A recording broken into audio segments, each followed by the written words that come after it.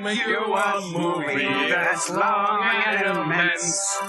Way slow the plot down. Just give us a script that makes no friggin' sense. We'll try so hard to slow the plot down.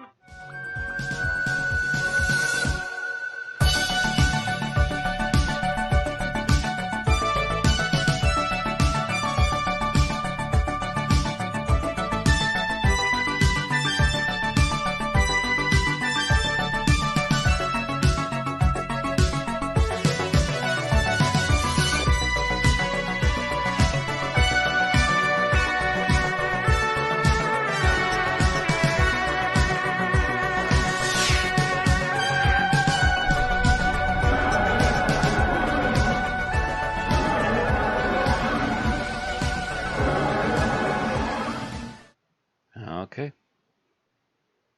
Welcome, Doctor, and Doctor.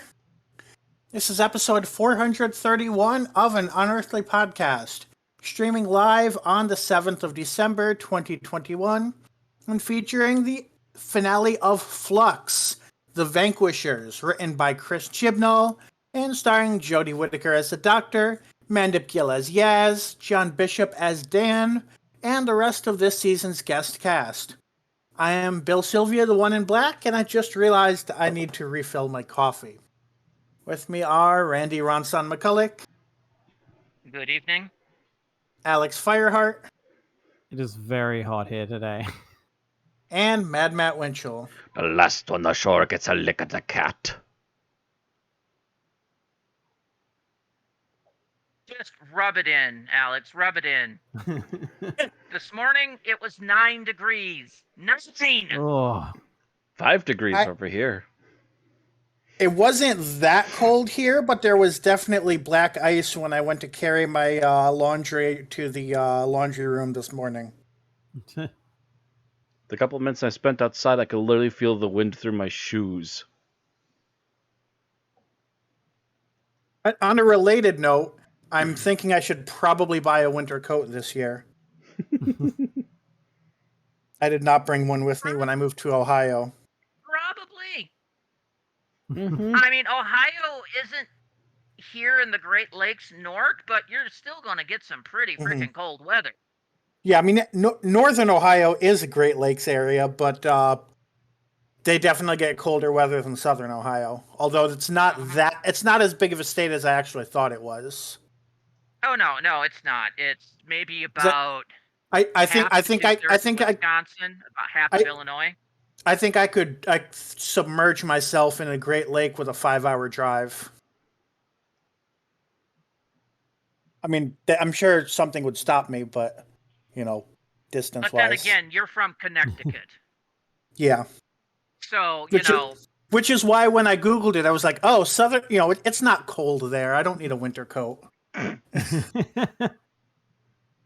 Yeah, but I mean, you're from like the second smallest state in the U.S. Mm-hmm.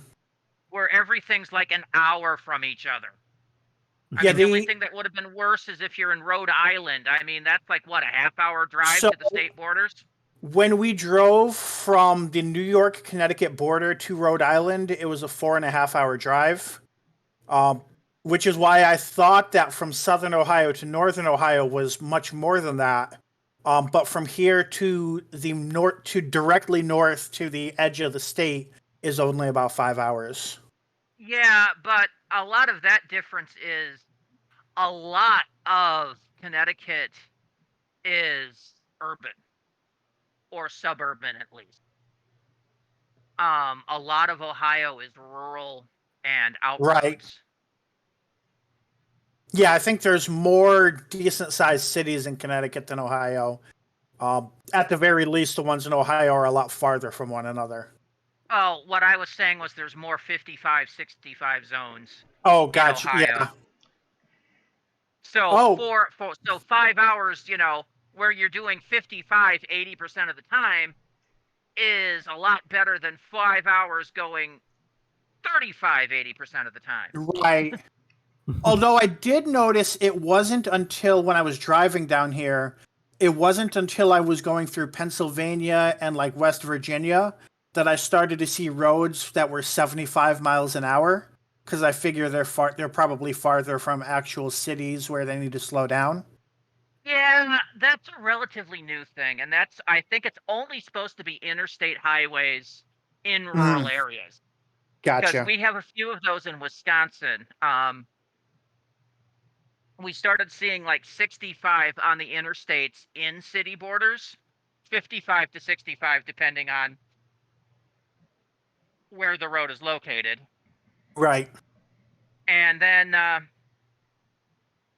the second you hit outside of the suburbs, it suddenly kicks up to 75. I'm like, wait, when did this happen? Gotcha.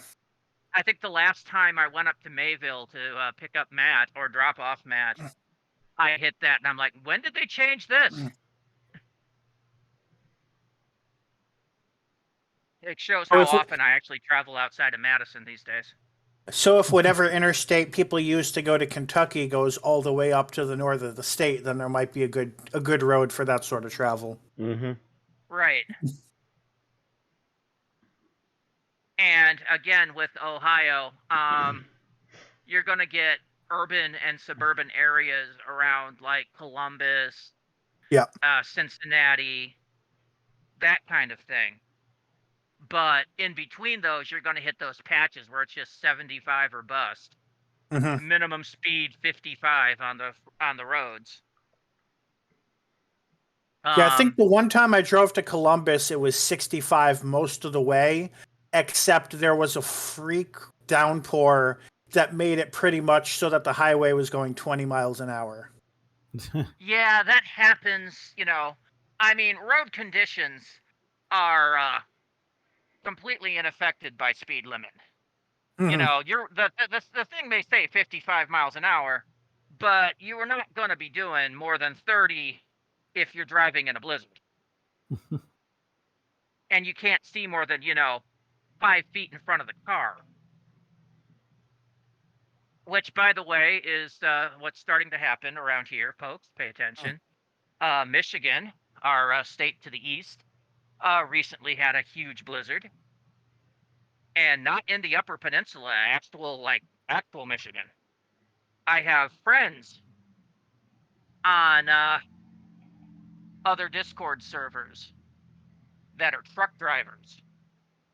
And one of them was in Michigan yesterday and posted some lovely pictures of trying to deal with the blizzard.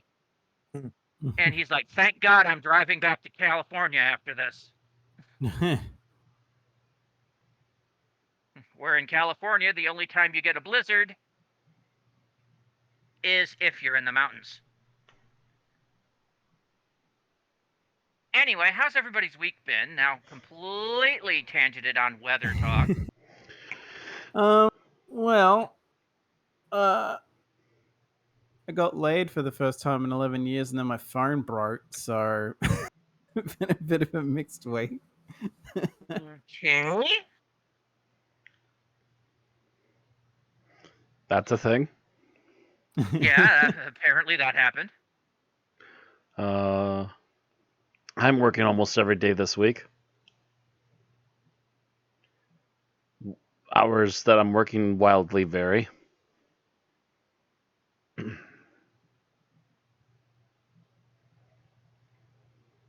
I Yeah, that's about it haven't lately. been up to much of anything, except I made a lovely pot roast on Sunday that Aaron now would like to have put on our regular rotation. So that's a good thing.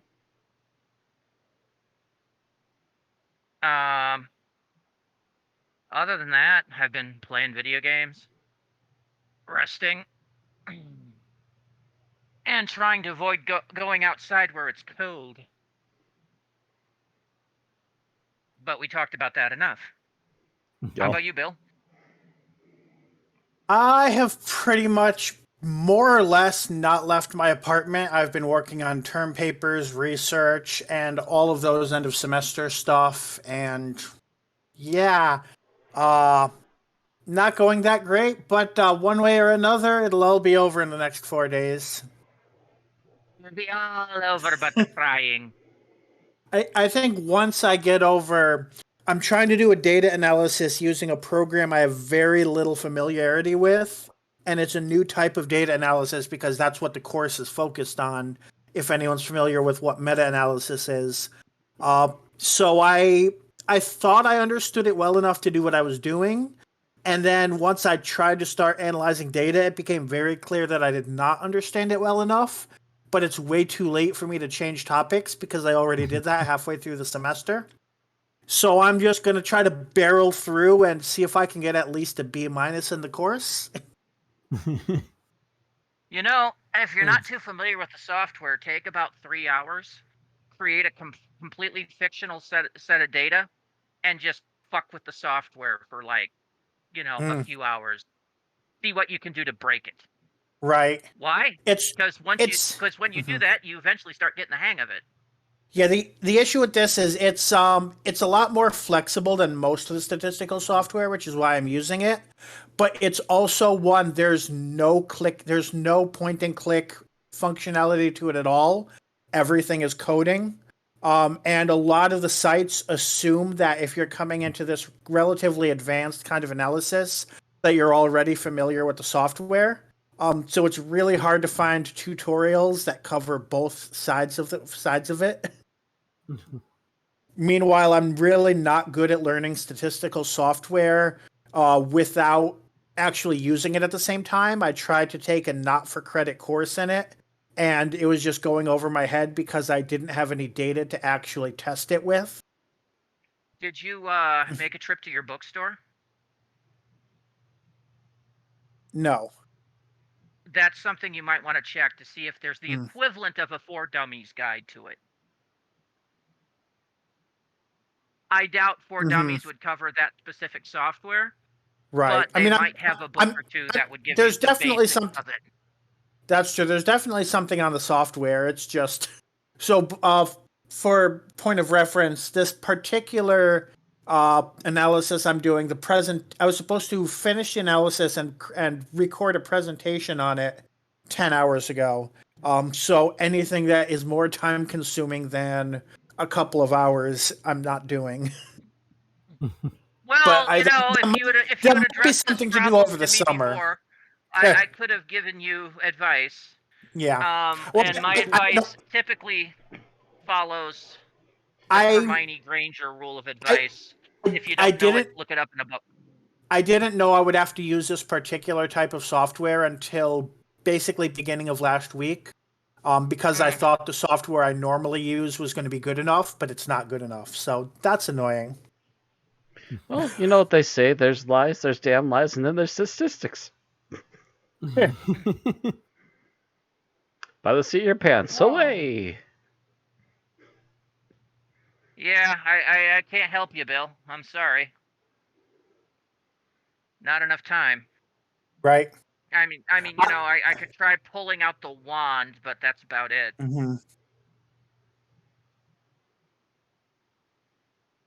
Worst case scenario ends up being my lowest grade in my entire time at grad school.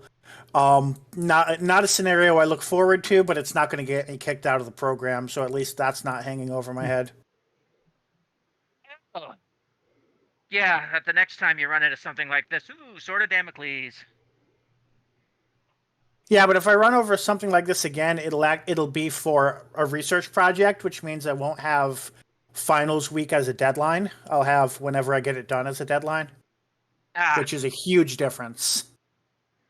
Because then you can take the time to go to the bookstore and go. Yep. If it's something I'm doing with my advisor, I can always send her an email being like, I'm in over my head. I need time to figure this out. Or let's schedule an extra meeting after we had already planned for it to be done, and you can tell me, what I'm doing wrong. But you can't do that with during finals week with a course. All right. Anything else happen to anybody this week? As I'm basically working every day this week. It's been a very busy week.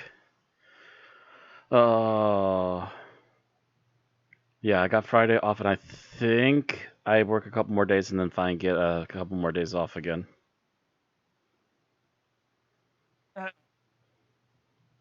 Kind of exhausting pace, huh? Yeah, Weren't you but at the same originally time, the hired to be checks should be part-time? nice. The paycheck from this week is going to be nice, and the paycheck from Thanksgiving week, which I believe is coming Friday, should be nice. Weren't you originally supposed to be part-time? I am. I'm only getting like 22 hours this week, but it's a lot of small help shifts, essentially. I think my longest day is like 6 hours this week, but I'm helping like every single day. So it's like 6 hours one day, 5 hours another day, a couple of 4 hours, and a 3 hour. Yeah. Well, at least you're not working like I used to when I did security, where I'd be working open to close Oh, jeez. No. for a month No. straight. No. No days off. Let's build the noose over here. We're going to be having enough free time to do it. No. Well, yeah, but that was the last month I worked for that company. And that, by the way, was a February. That was, you have to be the one to open up. There'll be someone to replace you with 3. Yeah, we couldn't find anyone to replace you, so could you just close? Could you just Fuck you, Derry. jump up my butt? Could you just close? That's what you told me yesterday, and the day before that, and the day before that. How can I still be bitter? This was freaking 23 years ago, Oh, and I'm still bitter. I'm still bitter about some things that happened to me over 20 years ago. It's possible. We have a new nickname for a regular customer that causes trouble at our store too. We named her after a particular drink she keeps getting in our store. I don't know what she did the first time, but she caused one of my coworkers to help get me trained back into the store to start crying because she was so nasty to her. She's then encountered me twice. First time she started complaining at me because we didn't have her drink. And when she got told by another coworker who was technically higher up than me, she finally rolled her eyes, sighed, and just dealt with it. And then I encountered her again last week. Are a thing all over. And then I encountered her again last week, and because I was trying to unfold the wrapper slightly to see if I could possibly find the barcode for her son's sandwich, she immediately started accusing me of touching her son's sandwich. I rolled my eyes, took the several extra minutes I shouldn't have needed to have taken to find the stupid button on the register, and went, "Fine, and I didn't touch your son's sandwich, ma'am. I'm trying to help." And then she started mouthing off to me about where's the push of the extra button. I'm like, what button? What? It's supposed to get me all my money. It's supposed to save me all my money. Oh, you mean you swiped your rewards and you want me to start getting ready to pay for your stuff? Gotcha. You could set that in a nicer way, ma'am. Push the button for her, and her son's sandwich was free. Both these last 2 times I've encountered her, she's the only customer that never gets have a nice day out of me. If I encounter her a 3rd time and she is just as bad, she better watch out because I might punch a hole through her soul. If she has one. I used to still say "have a nice day" to those people. I just say it sarcastically. I've noticed that a sincere semi-sincere, enthusiastic "have a nice day" gets under assholes' skin more than actually reciprocating their assholity. Like I've literally had, "Thanks for coming. I hope you have a great day." Fuck you.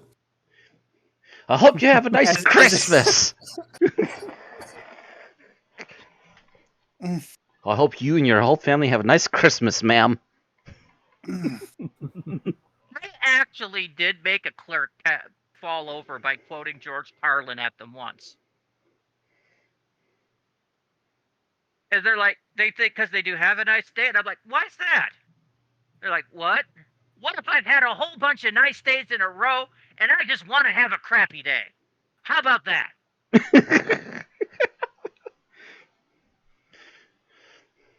Whenever there's a couple of times actually when I've been at work, I have quoted the George Carlin. You never walk into a room and you suddenly realize you know why you're there. And the next thing that crawls into the back of your mind is the word Alzheimer's.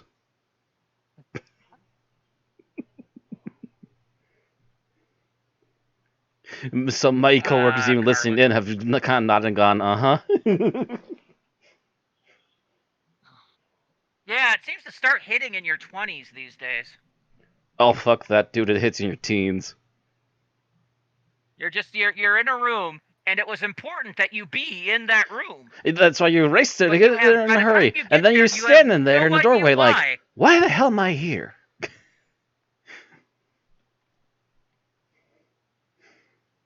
Oh, by the way, I almost did not make it tonight. Feel fortunate that my electricity is powered by MG&E and not Alliant. Oh. Because Alliant had a huge outage in this area. Oh. This is not the week to have that. It hasn't been resolved yet. Oh, jeez. I am checking it now, but Matt and I's mutual friend Sarah sent me a message on her phone at 8 something going, are you blacked out? And I'm like, no. Oh, no. Oh, poor and Sarah. She's like, yeah, there's no power here. And I'm like, after a bit of thinking, are you on MG&E? Are you on Alliant? She's like, Alliant. Okay, I'm on the MG&E side of that. Well, it looks like it's fixed now, but it wasn't last time I checked, which was about 45 minutes ago. That's been a majority of the day. Her cat's got to be a bit frosty today. She just got cat. Yes, she did. Apparently, it is the most attention-seeking little thing. Anyway. Anywho, we have tangented well enough. Yep. Yep. On tonight's show, probably move on. We have birthdays. We have news. Just a bit of news. We have Geek Talk. And finally, the leash is off. As we will do our episode summary, our review, our final thoughts, and our ratings for this whole season. Oh, I can't wait. Ooga chaka. So let's get started with birthdays. We've got 3 birthdays today. Starting on the 1st of December is one of our honorary birthdays, Mr. Deep Roy. He played Mr. Singh in The Talons of Wang Chiang. Mm-hmm. He turned 64. He's also known as being a million other things. In Star Wars, Star Trek, and many other movies. Yes, he is one of the few people to do the hat trick. The full hat trick of science fiction. Mm-hmm. Next, on the 6th is the birthday of Noel Clarke, who played Mickey Smith in 2005, 2006, 2009. He turned 46. And finally, today is the birthday of Wendy Padbury, who played Zoe Harriet back in 68 to 69. And I think she did again in 83 for a cameo in The Five Doctors, if I recall. Yeah. Yep. She turned 74. So, happy birthday, Deep Roy, Noel Clarke, and Wendy Padbury. All right. Moving on to episode news. This episode, The Vanquishers, had an overnight viewing figure of about 3.58 million viewers. And I didn't update the thing for this. I'm a bad boy. I'm sorry, Matt. I was doing this in a hurry. Oh, you didn't update the link? I didn't update the link. At this point, I would just look up Series 13 ratings accumulator because it'll show them all. I just click on latest news and latest news is the top article. Yeah. Yeah, so episode 6 had an overnight viewing figure of 3.58 million viewers. This is down about 240,000 from last week, making last week a freak incident in this season. The numbers will be replaced by the Barb's 4-panel official numbers next week. Speaking of last week, the consolidated +7 numbers are up, and those are 4.72 million viewers. I could not find the 4-panel numbers this week. It made made Doctor Who the 25th most watched show in the UK last week. Oof. By the way, I also could not find the audience appreciation numbers for this week either. Apparently, those haven't been posted They've yet. been touch and go with those. Those eventually come up, but for some reason they're not always making it on time. Yep. So, we do have trailer, we do have images for the New Year's Eve special, or Special 1, as we're going to call it. Eve of the Daleks is the name of it, which will make Chibnall's run for New Year's specials 3 for 3. Daleks, So there's more Daleks, and even more Daleks. So it's Eve of the Daleks and no Adam of the Daleks. This is why there's crime, apparently. Allegedly. So, from what we glean Just gonna about ignore the trailer, that. Okay. I am going to ignore that. Yes. I No. am just going to completely Bad Bill. ignore it. Because I could ignore it or I could thwap you. So I decided to be generous. Is that we've got some Groundhog's Day like stuff going on, with them being in a constant loop where they're going to the people going across their standard New Year's Eve day at this storage locker get attacked by Daleks. Why? Don't know.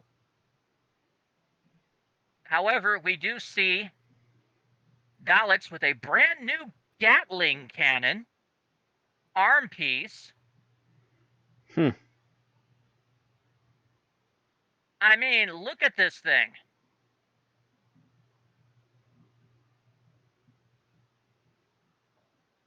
That's an 8-barreled with a central barrel Dalek blaster. There it is. How far down is what you're looking at? Like Oh, a little above halfway. I see it now. Yeah. Still not quite special weapons Dalek, but... Oh, yeah. Well, no, they don't have it in the place of their nose. But... It's not special weapons, but it's heavy weapons, Dalek. Who touched my gun? If you go up a little bit, you can find a person. And can I just say I hate this guy's hair? Yeah, I had some people questioning his look online, too. It's like, wait, what's up with this guy? I mean, the asymmetrical hair is just, bothers the crap out of me. I don't know why. But then again, they're also looking at the poster, which has him looking very ridiculous, too, so... Oh, the promo shot? Yeah. So that's the, is that the same guy from last New Year? I don't think so. Not that I'm aware of. Okay. Oh, no, that guy died. So it can't be. Or it shouldn't be, anyway. No, this is a Johnny Stallman playing Nick. And I don't think we've seen this guy on Doctor Who before. Yeah, not that I'm aware of. Like, it's something about his face looks familiar. Or maybe it's just the vibe he gives off, which is why I thought maybe he was the one from, the tech support guy from the last special, but I don't know. It's something about his vibe makes me feel like I've seen him before. I can't say. I'm trying to see if there's something like he's been in, the actor has been in before, that might be giving you that vibe, but I'm not seeing much yet. Let's see. He is. Oh yeah, he doesn't look anything like the guy from Nathan Stewart Jarrett who played Leo. So it's definitely it doesn't look like him at all. No, it's not anything. He hasn't been in much. He's only been acting since 2018. Was in a miniseries called Dreaming Whilst Black, Enterprise, Precious Hair and Beauty, and this. So maybe it must just be more like the vibe of the character, like the way he dresses and his expressions and stuff. Yeah, it must be. Is like other characters that I've seen. Yeah, I know. I think one of the people were talking about how this is their first run in acting. So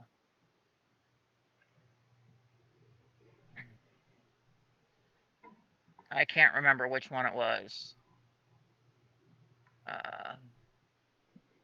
Oh, yes, it is that person says, even though I'm at the start of my acting journey, I feel like this will be a special one. Working on Doctor Who was like going to a friend's house for the holidays. So, yeah. This guy is pretty new. Mm-hmm.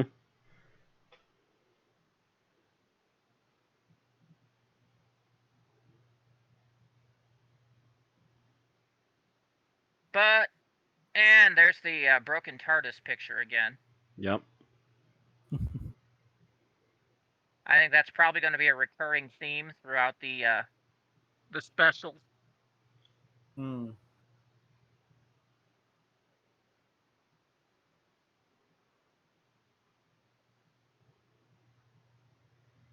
So, the Chris Chibnall apparently hints that there's supposed to be a little romance around this. I hope not, because these two look like they have absolutely zero chemistry. I mean, I'm just kind of watching them do scenes together, and there's like nothing there. Please tell me it's one of the companions actually getting some progression in their character. Please, Moffat, please do something. Chibnall, not Moffat. Or Chibnall. You know what? Can we revert back to Moffat, please? Things you never thought you'd say 5 years ago. Oh yeah, they say the new characters will have to deal with both romance and Daleks. So I guess sounds like they're supposed to be together, but yeah, it sounds like they're trying to promote them as a couple, but I don't know. We'll see. So I see, other than the new Super Whisk blaster, I'm just going to call it the Super Whisk. Looks like the Daleks have reverted once again to the RTD era Daleks. Yep. All shiny and copper. Yep. it definitely seems to have become the default Dalek. Like there's RTD Daleks that never go away, and then there's like one-off Daleks on a story-by-story basis. Yeah, because we had the new Daleks. We had the what I'm going to call scrap Dalek. The first special this time. Actually, does it look like the Dalek's plunger has been replaced with like a mace or something? Yeah, actually, that's a good eye, Matt. Good eye. What is that? Because that's not a normal plunger. So, you're not talking about the new gun, right? You're talking about something else. The other arm. No, look on the other arm. If you go down to the pictures that, like, the whole section that's just all Daleks almost. You'll notice at least a couple of them have like a mace for an arm. Yeah, so you're saying the one they'll have like the new gun on the left, and then on the right there's something else. It's not quite an egg beater. It's not. It's hard to tell. The egg beater would be where the gun is. It's supposed to be a plunger there. It looks like it's a multi-clawed grabber. That's what I was thinking. It's hard to tell because if it's a claw, it's closed. But I could kind of see, especially the one where it's looking directly at the fourth wall, it kind of looks like it could be clawed fingers. That may not be the fourth wall if it's just a picture of a Dalek advancing and we're actually supposed to be looking from character perspective. Right. Maybe, yeah. Hmm. It's hard to say. But it Yeah, definitely is that not looks normal like- plunger, so it looks like both arms have been changed for some of them. Hmm. Mm-hmm. That generally, to me, is looking like something that can open. There's like little gaps in between. And Yep, that's why Okay, I I was can saying I that can it see looks what like you're seeing now. All right. It's taking me a few moments to like zoom in and out and try and get a good idea Yeah. what I'm looking at. Yeah, it looks like it's a like a It could be like a 5-1 massive claw thing, yeah. Hmm. Yeah, but other than that, it's the pure RTD design, Yep. Hmm. which is kind of a shame. I mean, I don't mind the overall design. I do wish they would change the color scheme to Hmm. be more classic Dalek. Opt out the Well- copper for more of a silver More of a light gray. or a gray, yeah. Yeah, more of like a mist gray. Okay, I can see from another angle that it does look like it does open up a little bit. Yeah. It's just, I mean, if you think about it, it was the old 60s movies that originally replaced the plunger with a claw. And then those got imported canonically, I think, into the second Doctor era. I think also late first Doctor because they were just reusing the movie Daleks at some No, late points. first Doctor, there were no Daleks because Terry Nation was shipping them overseas, I think.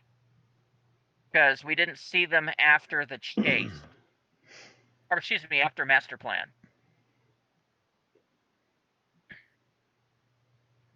It was like Master Plan, and then we didn't see them till Power.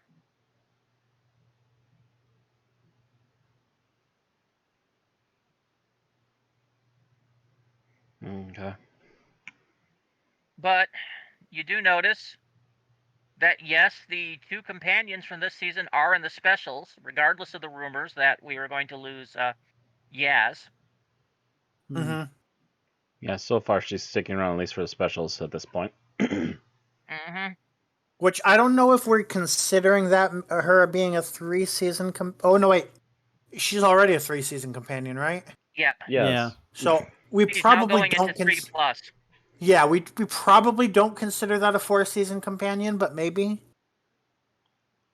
Very We gray won't- we area. won't When it's know. the season specials. I probably maybe not because the first one season was only 6 episodes. And now we've got specials to raise it to 9, which, considering season 2 was 10 episodes. Yeah, that's the specials barely make it a full season. Yep. Hmm. I mean, I guess you could say 4 years because it'll be 4 years worth of stories. That is going to make her one of the longest running companions based on time. Hmm. Hmm. From date join to date departure. Right. Yeah. Yeah, but with such huge gaps, you can't really claim that as a major Yeah. fame either. So, Well, yeah, that's why I Hmm. say 4 years because it'll be 3 series in the year of specials hmm rather than counting the See years how they took long off. they hold in. I mean, are the companions going to be there when she regenerates or not? Is the question. Hmm. yeah, that's going to be the real question. I mean, I would almost kind of hope so, just so we could see what the hell RTD could do with Yes, and hopefully not neglect her. Right. But, if anything, I feel like if any companions are sticking around, it's more likely to be Dan. I would think so. Yeah, too. just because he just joined. Yeah. Yeah. Also, the fact that she is starting to. She is now going. She will be at a point where she's a companion that's been around longer than most doctors. Hmm. There's also that this season she was very much in that Rose as she left the TARDIS, and a few other companions. You know what I mean? Like they're able to do they're able to do a big mission on their own without a doctor looking over their shoulder, and that's very clearly what Yaz was doing this season. So she's in that stage where they're it's basically hinting that this companion's going to leave any minute now. Yeah. She's She's graduated. becoming competent and capable. We'll have to get rid of her now. Yep, I need to change companions now. They're not needy enough. Oof. I did I don't know if this gets into the episode or not, but I was kind of wondering if the arguments they were having throughout the season were going to lead to Yaz just being like, "Fuck this, I'm out of here." But that has not happened yet. Dick Grayson on yeah. Hmm. Yeah, Could but still it's happen. mostly just been her going, "Come on, newbie," Yeah. which is interesting considering he's now been around for 3 years. That doesn't call him Earth. newbie, calls him scout, which is basically I don't think it's a kind name for someone from Liverpool. So it's when I looked it up, it basically refers to the dialect in Liverpool. So the way that both Dan and Yaz used it here makes it sound almost like, I don't know if it's big enough to say an ethnic group, but it's like people, it at least would refer to people who use the dialect that they use in Liverpool. Although, to be honest, I can't necessarily, like, if you gave me somebody from Liverpool and someone from Sheffield, I couldn't tell you the difference between how they spoke. I Okay. could. At least not. But then At least again, not without. I've kind of done mild research on English subdialects. I would probably need to see more Liverpool speaking than just this past season of Doctor Who. Well, you also need to know Liverpool were the through Beatles the from ages. Liverpool? The Beatles were from Liverpool. A lot of the of the British rock stars were from Liverpool. So if I watched that new Beatles documentary or whatever, then I probably would understand it better. You would at least get 60s Scouse. Yeah, you'd get the old stuff. You're not counting modern day stuff. I'm sure there's been some evolution in the last for sure years. I'd hope so. That or they're in the Stone Age. So our discussion of the new trailer and images has gone to 60s Scouse. So yes, do we have any thoughts on this article? I was checking to see if there's any more while I was talking about that. No, it's mostly pictures of people doing little Instagram pictures of them smiling, and of course we've got the big.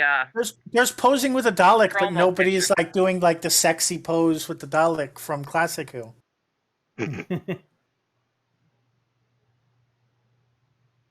No, if it was me, I'd be giving the Dalek bunny ears, but that's me. Oh, and Jodie's in the perfect position to do that too. Yes, I know. I saw that picture, the one from Esling B. Where she's giving it the thumbs up next to it, and I'm like, I would so be giving that Dalek bunny ears. But it's already got bunny ears that light up. It doesn't mean that you still can't put your finger behind the Dalek, giving it bunny ears. Come on. I would try to find something else I could do that would be more amusing, but something along the similar vein. I'm not sure what though. Holding up a sign behind the Dalek showing a screw and a baseball. Something like that would actually work. Yeah. Nice. Okay, let's move on. There's one new release from Big Finish this week, and that is 8th Doctor Stranded 3. With Paul McGann, Nicola Walker, Natty Morahan, Rebecca Root, and Tom Price. Also with Nick Briggs voicing the Jadoon. Okay. So that's the third in that series, and I think they usually stop after 3, right? Something like that. Usually a 3 or 4. Okay, so this is possibly the final Stranded. Possibly the final Stranded, maybe one more Stranded before they wrap up. Who knows? We'll see. Yeah, I'm double checking real quick to see if they say it's the last. See if they drop any hints on it for a storyline. Yes, it is the third. It is the final one. They say he regains the ability to travel in space and time. So. Woohoo! No longer stranded. But what cost? Dun dun dun. Anyway, this takes us out of news and into geek talk, Mm-hmm. where I believe Yes. Alex has some stuff to talk about. All right. Yep. Let me get the stopwatch Uh, ready really quick. Yep. Yeah, you better do that because I'm probably going to be babbling over the summary. All right. So that should be ready. All right, and Yep. begin. Yeah.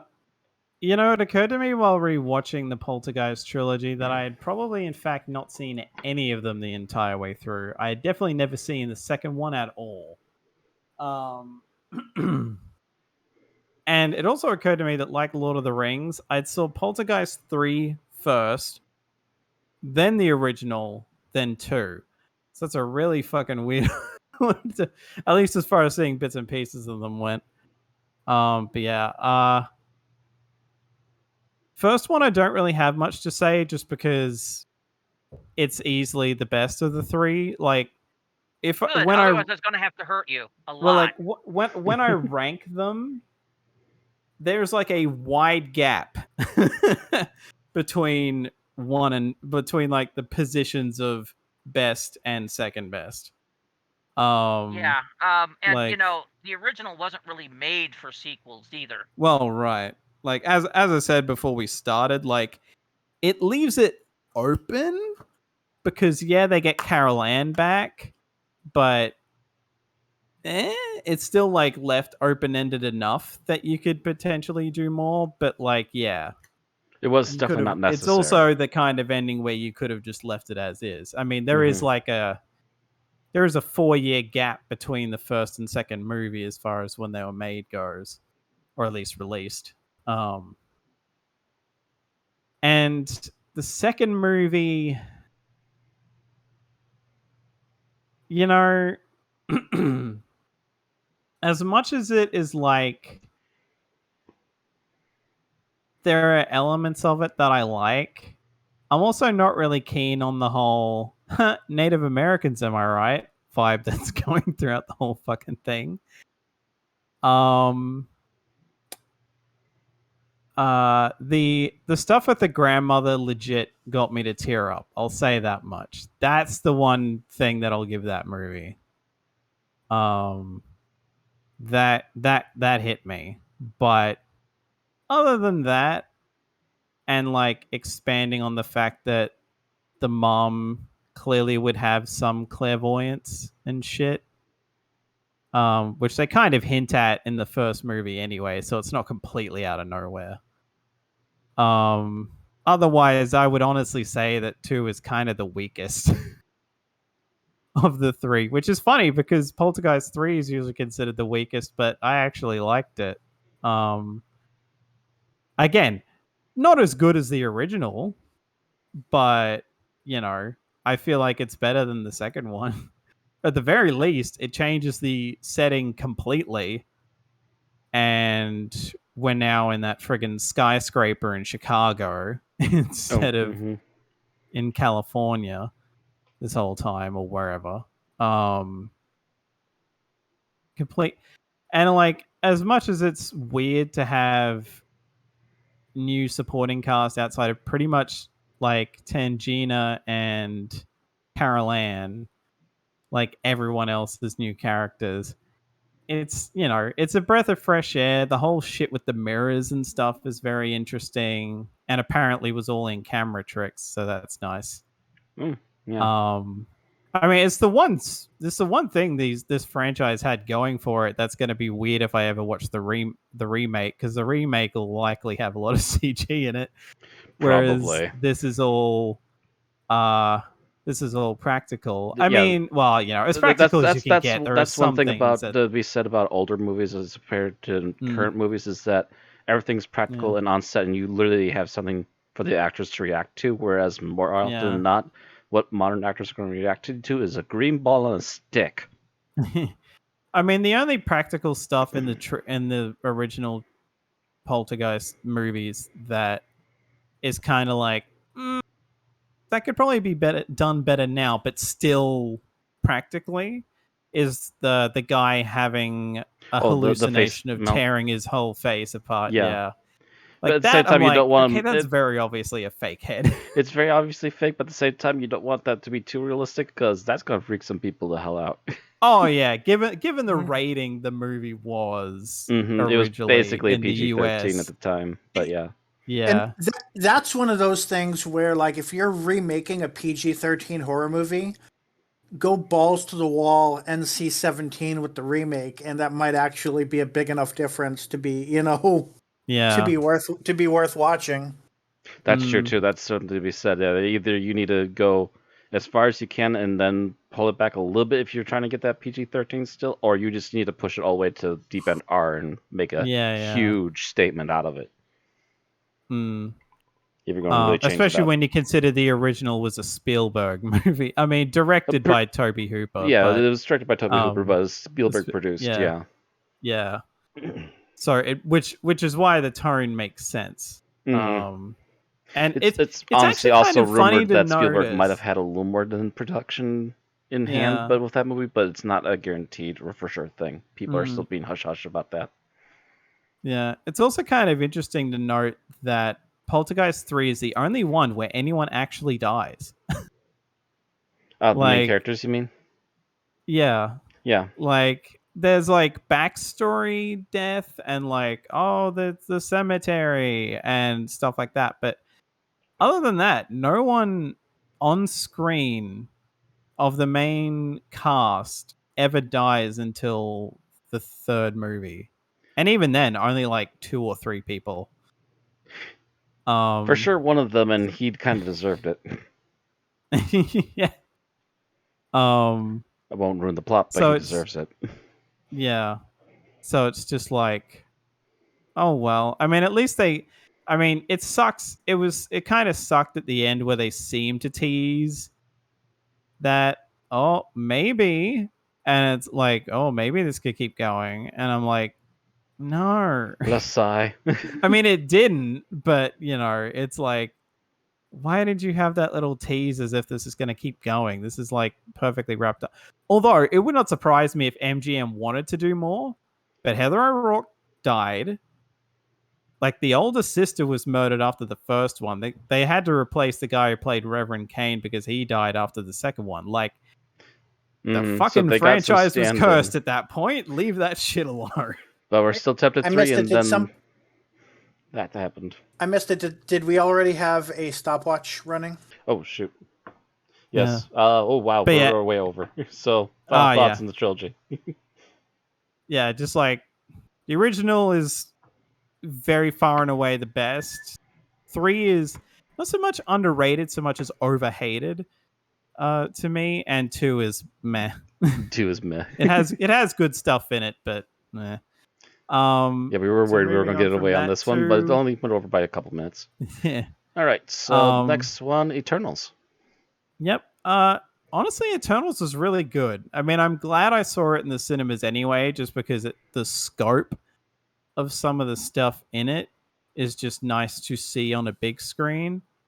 However, if you have bladder issues, wait until this is on Disney Plus. I mean, if it's safe to go see it in a cinema and you want to go, but otherwise wait until it's on Disney Plus, because with ads and sitting through the entire credits, the screening I went to was almost 3 hours long. Again, that's with ads, so it might have only been like a little over 2.5 hours, but like with all the ads and actually sitting through the entire credits, like the movie it felt like almost 3 hours long. So you're suggesting the return of intermissions? I mean, honestly, that should have happened by now, but yes, I would be definitely down for that. I mean, to be fair, I got through it fine. Whatever bladder issues I was having a couple of years ago went away, so I was able to get through it fine. But there was definitely like 2 or 3 people that definitely had to leave during, so they could go to the toilet. But yeah, this is really good. I mean, they juggle the amount of characters they have, I think, pretty well. I don't know why people are complaining that there's no focus character, because there definitely is. Like I heard of that complaint before, and I'm just like, watching it, I'm like, this character is like, there's a character that starts and bookends the movie, and generally the focus seems to be on her. So yeah, there seems to be a focus character. I mean, there are a lot of characters, but you never have all 10 on, at least all 10 of the actual Eternals on screen at the same time. They're like, I don't think the group is even ever technically fully assembled outside of flashbacks, because there are periodic flashbacks throughout to like give you glimpses at, because they've been on Earth for like 7,000 years or something at this point. Or it's like something like insanely, like a very long span of time in any case. So it's like, yeah, they've been on there for like so damn long. It might even be longer than that, but I just am forgetting the thing wrong. Although they do say they do seem to only bring up centuries when they've clearly been there for several millennia. So I don't really know how that works. But anyway, but yeah, either way, um, it's honestly really good. I think the thing that's going to throw some people off is it's not entirely a Marvel formula movie. Like, there's typical Marvel movie stuff in there, but at least to me, it didn't feel like a full-on Marvel formula movie. So that might be what's throwing people off, because it's actually a bit different. I'll put it this way: if people are worried about the amount of Eternals there are, don't worry. Stuff happens, and there probably won't be as many moving forward. So, yeah. And I will say it was interesting that, again, there are mid-credit and post-credit scenes. I didn't know who the voice cameo in the post-credits was. But as soon as I looked it up, I was like, oh shit, okay. We're gearing up for that, are we? And like, if anyone wants to know, I can let them know after we finish. I but yeah, think I've been spoiled on that, but yeah. Yeah. Anyway, I think it's definitely worth checking out. It's just that it's longer than a lot of other Marvel movies. So if that's a bit much for you to go to the cinemas, even if it's safe to, I would say wait for Disney Plus. Okie doke. Got that one on under time. All right, so I guess we're going to talk about today's episode then. Mm-hmm. So whose job was it to summarize, Randy? Yeah. Yes, I think so.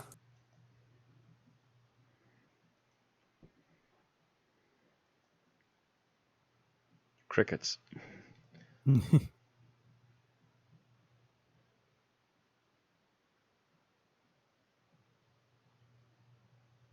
Might have ducked away while we were talking, unless his mic's playing up. This cat turned off.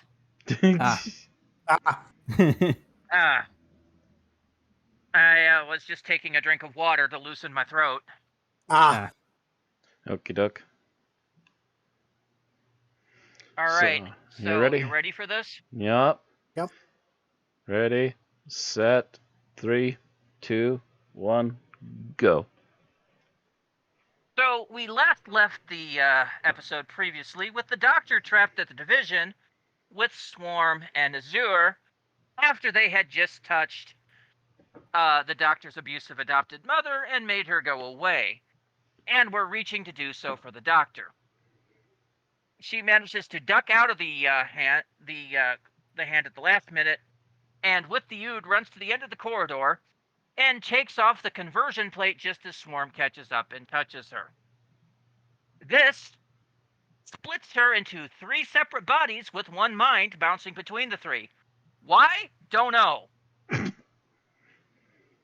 Anyway, she winds up, 1, back where she started, 2, with Belle and Carvanista on the Lupari ship, which was under attack by Centaurans, and 3, in the cave tunnel with Yaz, Dan, and Kate Stewart, interestingly enough. Carvanista and Belle had managed to destroy the Centaurans and regain control of the ship when the Doctor shows up. Likewise, the companions had managed to do so by opening one of the doors in these tunnels, which let out a lot of red energy, which defeated the Centaurans. How? Don't know. But the Doctor is certainly pleased to see them, pleased to see Kate Stewart, and between the three of ourselves began to hatch a plan. The Doctor takes the Lupari ship and crashes it into the Centauran main headquarters ship, located in Brazil, where it is stopped by shields. Where were these shields when they were attacking the Centauran ships in episode 2? Don't know. She is quickly taken prisoner by the Centaurans and discovers, of course, that they are working with this man who identifies himself as the Grand Serpent. Well, apparently Kate brought the TARDIS, which the Doctor uses to rescue herself, briefly trapping the Grand Serpent, and learns that the Flux is actually comprised of antimatter, which is why it's so destructive. She also learns the Centaurans are planning to have sent a message to the Daleks and the Cybermen, posting a temporary alliance to save them from the Flux, and are planning to betray them and feed them to the Flux to try to slow it down. She then reprograms the Lupari ships to betray the Centaurans as well, feeding all of them to the Flux, while at the same time the TARDIS goes and rescues what's-his-face? Vinder. Yeah. Who managed to briefly escape from the from Passenger, long enough to send the Doctor a message. She rescues him and Dan's friend, and then uses the Passenger to stop the Flux. Meanwhile, while this is all going on, the Doctor, trapped back with the two, manages to first of all, they open the watch in front of her, and she sees the Addams family house, which apparently contains all the knowledge of her past lives and experiences. However, she is reluctant to go there, and is tortured by it a few times throughout the episode. Apparently, Swarm reveals that their whole plan is to end everything, releasing the entity Time, which they revere as a god, and sacrifice the Doctor to it on Atropos.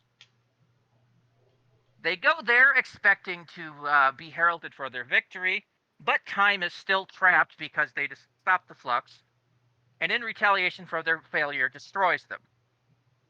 Time, taking the form of the Doctor, tells her that her time is nearly up, and that she should be wary of her enemies and their master, and sends the Doctor on her way. Belle and Vinder are reunited and stay with Carvanista on the Lupari ship. Dan tries to kindle things up with his friend, but she shuts him down hardcore, and they go off exploring the galaxy together. The end. For now. All right. You did it in 4 minutes, 47 seconds. Oh, I did it in under 5? I don't know. I did forget to mention the Centauran and their fascination with chocolate and a whole bunch of other weird shit, but I think I stuck to the bones. Stuck the landing. So, what do we like about this episode? And Bill is first. What do I like is... damn, I distracted myself because I was going to make my least favorite scene into a meme, and I don't know if I'm going to have time to do that. What do I like about this episode? I'm gonna say.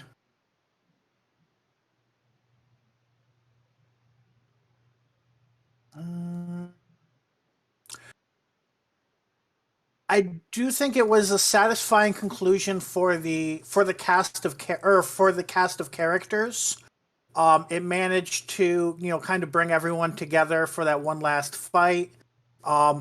It got everybody pretty much where they needed to go.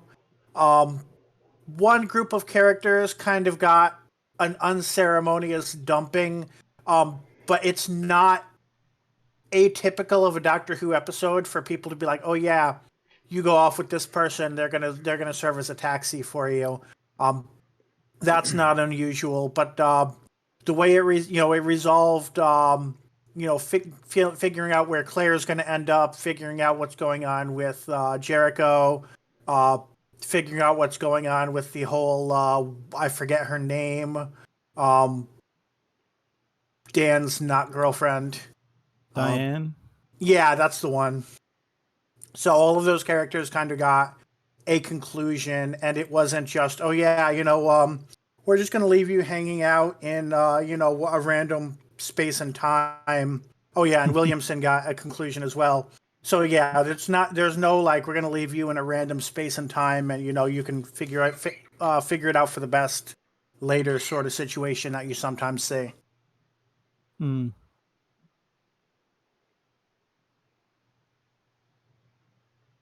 All right. Alex? I'm pretty much gonna hold off until we get to least favorite because mine is both. Okay. So you've got no. Oh, okay. It's both, so he's Yeah, going to wait on that. it's a positive and negative, so I'm gonna leave it until All negative. right, Matt. In general, overall, I'm just thankful it's somehow tied together in some way. Just to say it finally, most of this tailed into something. Hmm. Thank the Lord, it's at least over. They all managed to make a strand that led to the end somehow. Matt's like, my favorite thing was the end credits. Might not be too far off on that. Well, actually, to be fair, like I said, I guess we already kind of did the whole it tied together thing. To be fair, I think the side characters are still generally more interesting and have more backstory to them than the main companions. Still, which makes them both interesting, but also kind of like, oh, okay, with the other. You want the Adventures of Belle and Vinder? Yeah, yes, I would. I mean, Big Finish does exist, so There's a possibility somewhere down the road in about 5 years. The Adventures of Belle and Vinder with Garvanista. And what was what did they call the baby?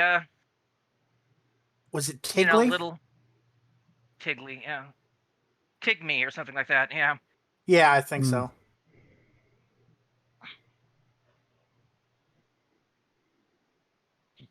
All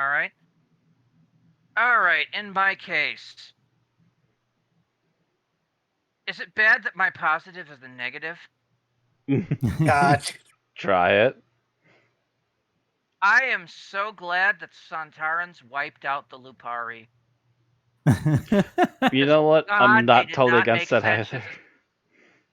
Because they so make no sense as a species. They came from nowhere and they went back there. But they've been around since the dawn of time.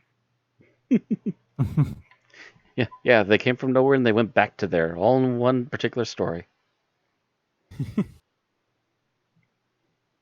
All right, let's talk about what we liked the least. Bill. Oh, okay. So this is actually funny. Because what I liked the least was how the Lupari were handled. I agree with you there. I don't like the fact that was handled off screen. So yeah, there's a few aspects of that. One is that Carvanista is literally the only Lupari we see. and then the Mhm. entire species is destroyed. Mm. Another part of that is, they wipe out the entire species off screen so that the Sontarans can take their ships. And It's we again, find out about it off screen through plot dialogue yeah, instead of a few seconds of showing Sontaran troops wiping out Lupari. right. So Yeah. all of the things that would give us any sort of emotional resonance with this scene are gone. So we pretty much have. This is part of what I was going to bring up about my least favorite thing about this. Ah, Because this is not the only instance where he does this. yeah, I think I know what you're talking about. If by him you mean Chibnall. Yes, I was. Since For the he writing puts team, his but name we're- on the front of the script, yeah, yes. it's the writing team, but Chibnall is taking the credit, so he's taking the blame. Mhm. But where I had something else I was going to say. Oh yeah, even at one point, I don't know if it's in this episode, but at least once in the serial, they're even just referred to as the Carvanista people, because that's how little of an actual established species they are for the characters in the story. So, establishing them as a people before wiping them out would have made a lot more sense. I think we heard other Lupari once. We've heard them, but yes, that was about it. We heard Lupari Command approve something that Carvanista wanted to do, but Carvanista was the only one coming up and executing solutions. But yeah, they were all. It all seemed to be all from Carvanista's perspective, which, we were just hearing phantom voices on a comm. Mhm. Which, what really tells me, was the BBC were too cheap to make other Lupari outfits. Yeah, pretty much. Which is funny because in the first half of episode 1, you didn't even part of that costume they never used again. They could have had a whole bunch of people with. Yeah, they could have had a whole bunch of people with sheets in front of their faces and be like, these are the Lupari. But they didn't even do that. Yeah. I get if Mog costumes are expensive to make. Literally the Jadoon, because the Jadoon just run around with their helmets on too for the most part, except for one or two of them. Yeah, that's true. They don't make 20 rhino prosthetics. Yeah. Which, I mean, is kind of funny when you consider the fact that we got a redesign for the Sontarans with different faces. Mm-hmm. Like, no two look the same, I don't think. Or at least not exactly the same. No two of them look the same because they're all individual, basically head masks. It's a much simpler thing because you don't have all the fur and shit, but still. But yeah, a lot of Sontarans kept their helmets on, but there were, throughout the season, there must have been at least 5 distinct Sontaran faces. At least 5, yeah. Yeah. And that might be conservative, but that's at least 5 because I don't remember all their names, so I don't remember if they're repeating the same person or not half the time. A couple of them are. Like, I know, the psychic commander guy was used a few times. Obviously, the one that got killed in episode 2 did not return, but there were a few, is what we're saying. Yeah.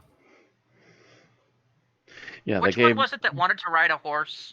Was that Skak, I think? Did he return? Yes, I believe so. Because he was the one they were like. He was the one who wanted revenge because all of his ships got blown up. Yeah, you see, I think it would have been funny if he was the one that was binging himself on chocolate, but.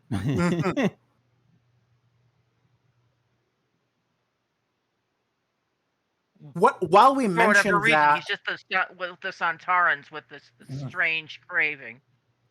While we mentioned that, I posted in our Discord while I was rewatching. This whole thing could have fit a lot better if in episode 2, the Sontaran that wasn't able to go back to the ship and refuel his gas ended up having weird cravings and becoming an alcoholic, or constantly having the munchies, or something that would kind of lead the Doctor to that conclusion instead of the Doctor being like, I know everything, snap my fingers. Yeah, it would have made sense. But no, it's not. I mean, that's continuity in a season, and that actually would have solved one of your complaints about episode 2, because you were like, why is preventing them from replenishing their gas for a couple days actually that much of a problem? Whereas if it caused them to completely have a breakdown of discipline, that would be enough of a problem to retreat. Right. Mm. But they never explained it. They just Okay. hand waved. Mm-hmm. But no, he doesn't bother to explain it. Doesn't bother to explain many things, as I will bring up in mine. But we are up to Alex.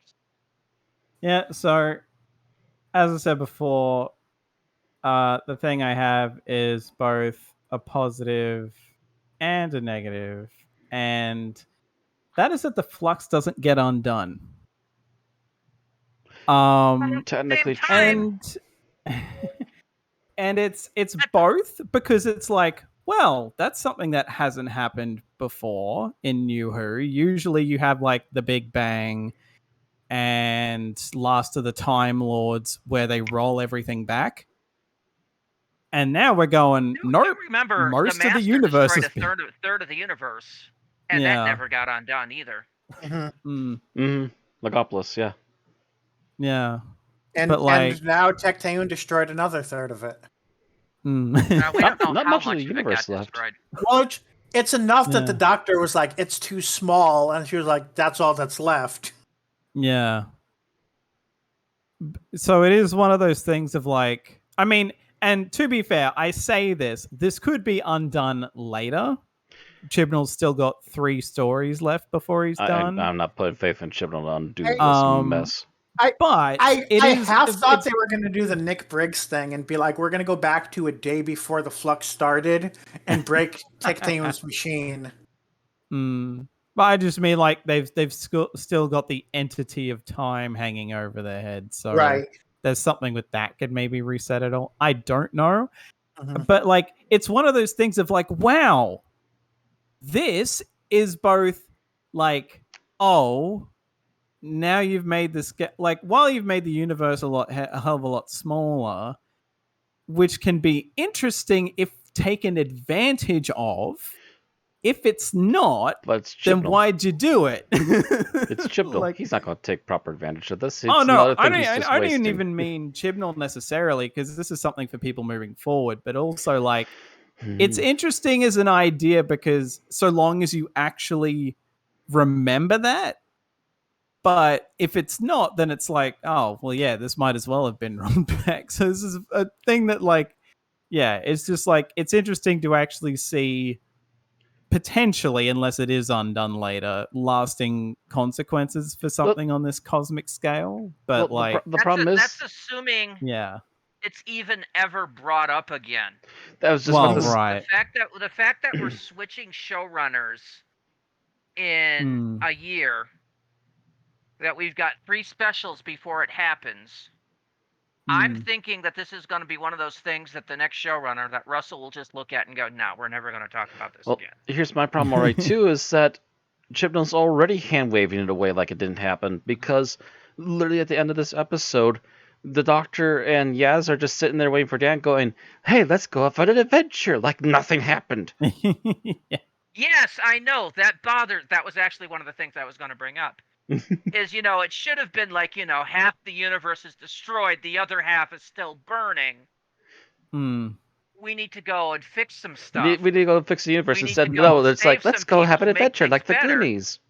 What? Yeah, instead they're just going, let's go God knows where, because things. I mean, the Doctor was never great on arriving somewhere with intentionality. The Doctor was more like, the TARDIS will tell us what needs to be done. That's debatable depending upon the Doctor. And also what the TARDIS was allowing to happen at that point. Mm-hmm. There are definitely times the Doctor can arrive where they want. A little half responsible for all this. Mm-hmm.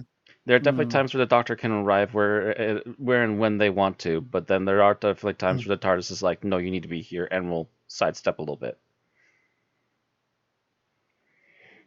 Yeah, the Doctor's TARDIS control seems to vary. I could see, obviously not the New Year's special, but the following. Well, actually, the New Year's special could be Flux related, and they're just hiding it. But I could see one. I could see at least one of the specials being like, like they used to do with the Time War, where basically, okay, there's this random threat that wasn't part of history before, but was caused by the Flux, because of somebody is invading because they need a new home or something, and that's just the excuse for invading, sort of thing that they do all the time. I could see that being brought up. Mm.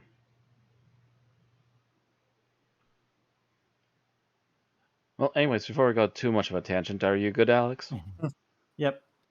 All right. So my least favorite thing. So not only do the Daleks and Cybermen barely get more than a guest appearance in this particular episode, despite them being highly advertised online, but they also made them so rock stupid they fell for an easy, obvious Santaran ploy. These robotic mind, malicious attackers of the universe really fell for a Santaran ploy like this? Come on. At the I same time, agree I'm with you. glad they only got Go a ahead. cameo. Yeah. Yeah, and I was it's not even so much the cameo part that bothers me as much as it is the fact that they literally wasted even their marketing. cameo. Oh, okay. Although one thing I do think was good about that, I was talking with Alex before the stream about like the way the story had been set up is basically the universe is split between the Daleks, Centaurans, and Cybermen controlling what's left of the universe, most of it through Bell's story. So this is kind of a hard reset on that. Be like, okay, you can actually go to planets without them all being swarming in Cybermen and Daleks. So If that was there's kind any of of them solving their own frickin' problem. left. Well, there has to be because they show up in the next episode. Yeah, Apparently, but yeah. Still, it's and yeah. Cybermen leave like Tombs all over the cases place. of themselves lying around all over the universe. Can't swing a dead cat on a planet without hitting the Cyberman tomb again. Here we go.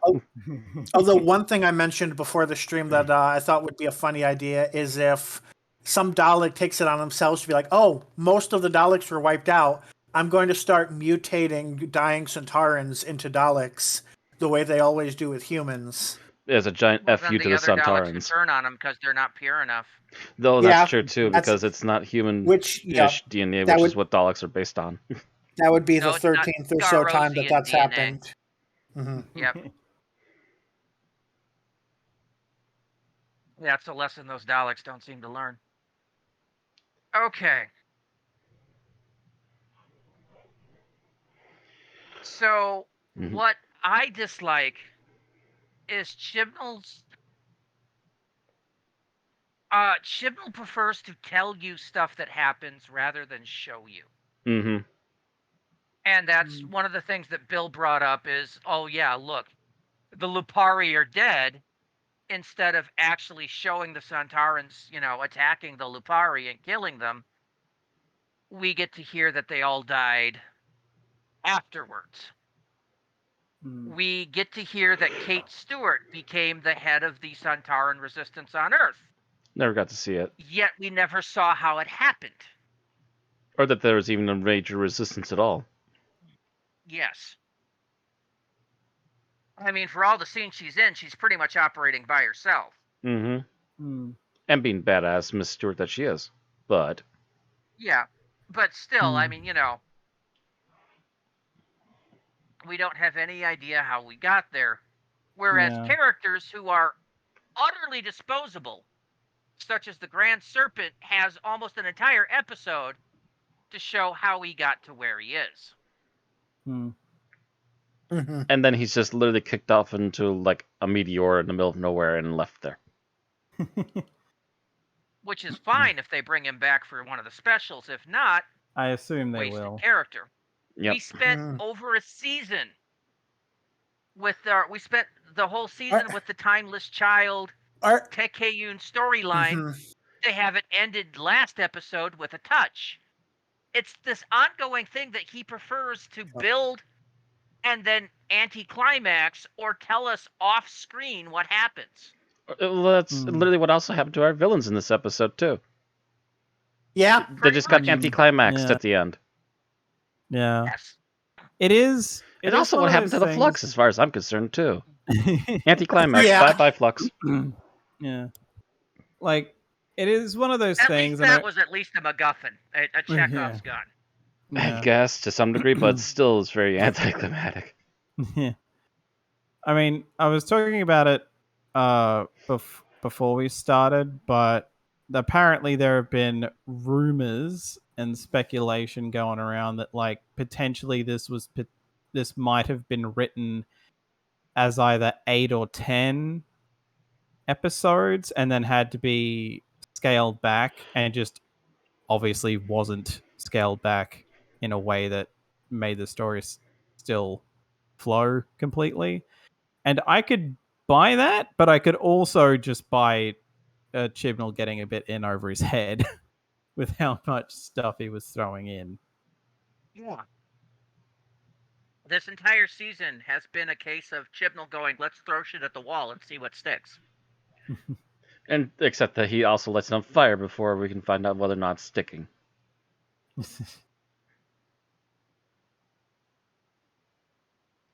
It's just a massive, random assortment of plot lines. Yeah, it's just a massive assortment of plotline threads that jumble around into loop-de-loops until they just come crashing in on each other at the very end. Many of which Hmm. a decent editor could have trimmed out of the storyline. Mm-hmm. If given the time. Look at the Diane plot. Useless. Yeah. Also really weird. I She's think it was there in episode 1, Mhm. a little bit of episode 5, and episode 6. Yeah, I don't understand why she wasn't harvested for her energy. Her Yeah. excuse was that she was useless. Well, that doesn't make sense because she could still have been Like- harvested. Yeah, she still matter and therefore Yeah. useful in that. It's, Like, yeah, it's like So- a thing of. It really is a thing. Like, okay, so why did they go out of their way to take her specifically?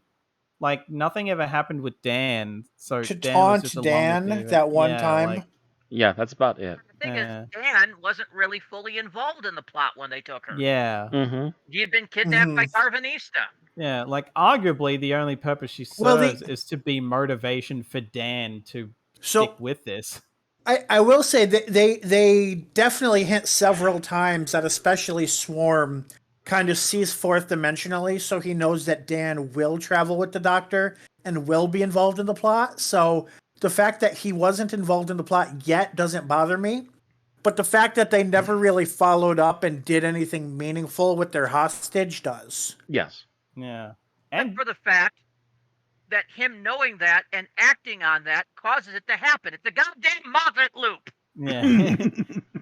And it's also one of those things of like Dan really never gets, because we're like trying to get through all this in 6 episodes. Dan never really has a moment to like take everything in and be like, wow, the girl that I was trying, this woman that I was trying to have a date with is probably being like tortured or something, and Yeah, I he can't never do really anything reacts. about it. He never really reacts to that because he's too busy being comic relief. Or just generally like there's too much happening for him to have a moment to react. Which also, I might add, he's constantly on the hunt for all this stuff constantly on the hunt to help people and get all this stuff done. But he's hardly met the Doctor for more than 10 minutes. Pretty much. Yeah. That was one thing I found funny on when I was rewatching. It was like, okay, he gets kidnapped by Carvanista, he gets freed, and then he's immediately like, oh, I've got some experience with aliens. I'm going to take on this warrior race by myself. You guys go home. I got this. I said that. Mm-hmm. Yeah, that was something Rand said in that episode, yeah. Like, I mean, it just felt even more blatant when I was watching them back to back. On that same note, you have Diane in this, who's what? A museum of history tour guide? Tour guide, essentially, yeah. And she's only In from some the world anyway, yeah. particular century, and yet somehow she's unraveling the mysteries of being inside of this big robotic thing. I mean, She's I think the suddenly able idea to is recognize bioorganic circuitry that's 5 billion years old. I'm I mean, sorry. how long is she I would, supposed to if have it been was in Stephen there, Hawking, typically? maybe. How long was she supposed I to mean, have been in there? Like maybe a couple days, as far as we can tell. Well, Well, they that's did just say, it. they did say Time time seems works to weird. operate. Yeah, time works weird in there. So, But like, she but could have so technically been in there for... actually, this is another example of the whole thing we've been talking about. Because if they showed her finding something and being like, "That's weird," I should dig here and see what it leads to. At least I would have I think probably there'd explained be it. no complaint. But instead, she's like, "Oh yeah, I did that off screen." Yeah, More off screen, Yeah. like Randy was saying. Yeah. yeah. And I do think part of that is the fact that this season got shortened with COVID, but it needed more extensive revision than it got. If that's the case, if it's not the case, then it's just a flaw. But if it is the case, then it needed more revision than it got. Yes, massively Because so. some episodes were painfully long.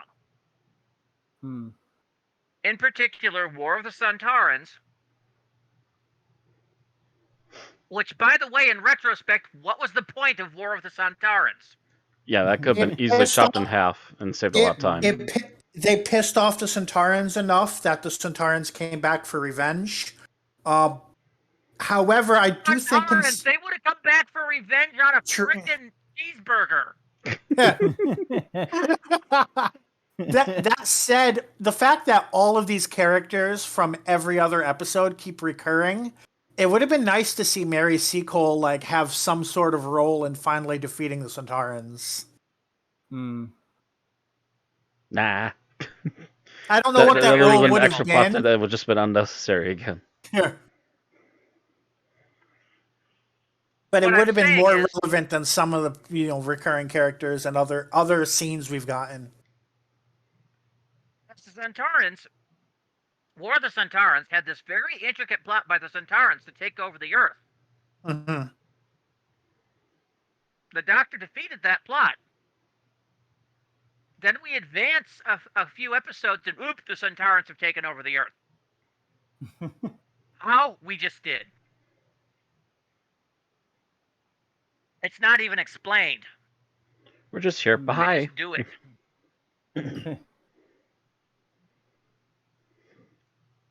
So that completely and utterly negates War of the Centaurans.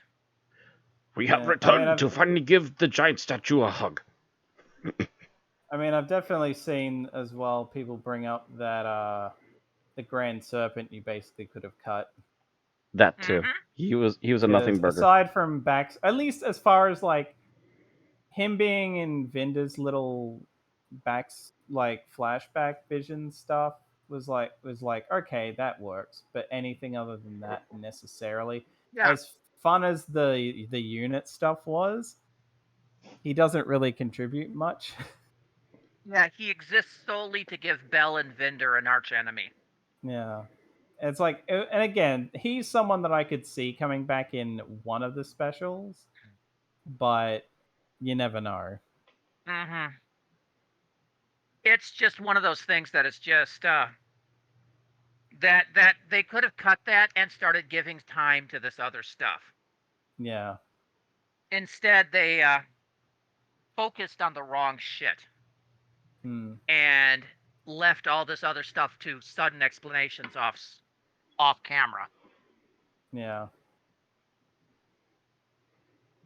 Which just really made you just lose interest in the plot. Mm-hmm. You didn't care for the loss of the Lupari because you never saw them. So, they're dead. Oh, well. Yeah, like you. Yeah. They do teach that in script writing 101 classes. Right. I think Chibnall needs to go back to that script writing class. I was going to say I don't think Chibnall took those. Okay, so favorite scene. The favorite scene, and there are issues that I have with this scene, but I still found it enjoyable in its execution. And that is the doctor flirting with herself. And when I Ultimate say form of narcissism. yes, that's part of it. When I say I have issues with it, is one, obviously when the male doctors get together, they never flirt with each other. Although it's never the same incarnation. Yeah, that's the Um, difference. That's the mhm, fundamental difference. right. You can't say. Yeah, I mean, I realized that as I was saying it. the only doctor that we've ever seen interact with himself is Tennant, and that was with the half him. Yeah, Right, and right, even then they Meta were Crisis kicking off Doctor. pretty well for the most part. right. And I still feel like the splitting the doctor into three was more of a I've written myself into a corner and now I need to write myself out sort of solution. Which is So there's also that hanging hot over garbage. it. I don't think so. You think it was I always swear planned? to God, I swear to God, it's Chibnall doing well. Davies did this in Journey's End. I can do it better, except No. he can't. Gotcha. But yeah, the way they interact, the fact that how much fun Jodie seems to be having in that scene, it just makes it enjoyable to watch that Yeah, moment. you bet Jodie Whittaker had fun doing those scenes. When then doing those scenes again. And doing those scenes again and basically hitting Yeah. on herself, yes. She was probably very highly amused because it was one of her chances to get to act. And I do appreciate that it wasn't like when did this happen and it caused everyone to speculate and then get pissed off. Oh yeah, in WandaVision. Jodie Whittaker didn't do that. Oh, I'm working with a guest actor I've always wanted to work with, but you'll have to watch the episode to find out who it is. That sort of thing that caused everybody to be pissed off about the WandaVision finale because they got their hopes up and had them dashed because of their own theories. So thank you, Jodie, for not repeating that debacle. Oh, I think she does. And again, Jodie's not on social media. That's why. Probably. That'd be why, yeah. Wise decision. Okay. So That's yours? Alex. Mm-hmm. Alex, your favorite scene. There are two that I could go with, but I'm going to leave them in case I'm stealing from someone else because I had a backup anyway, and I actually want to go with that. And that You have three is favorite scenes. that is Dan trying to get on a date again with Diane, and Diane being like, you know what? I think we should not see each other for a while. Because that is one of the most fucking realistic reactions Doctor Who has ever had to anything one of these people have gone through, where she's just like, you know what? I need to some time to digest all this shit that's happened to me. So I'm just gonna take some time to myself. Thanks. See ya. And it's more evidence in terms of realism. It's more evidence that Dan is fit to be a companion, because there's a huge percentage of the population that would have reacted like Dan didn't take it well, obviously, but there's a lot of people who would have taken it much worse, and those are people who are not fit to be companions mostly.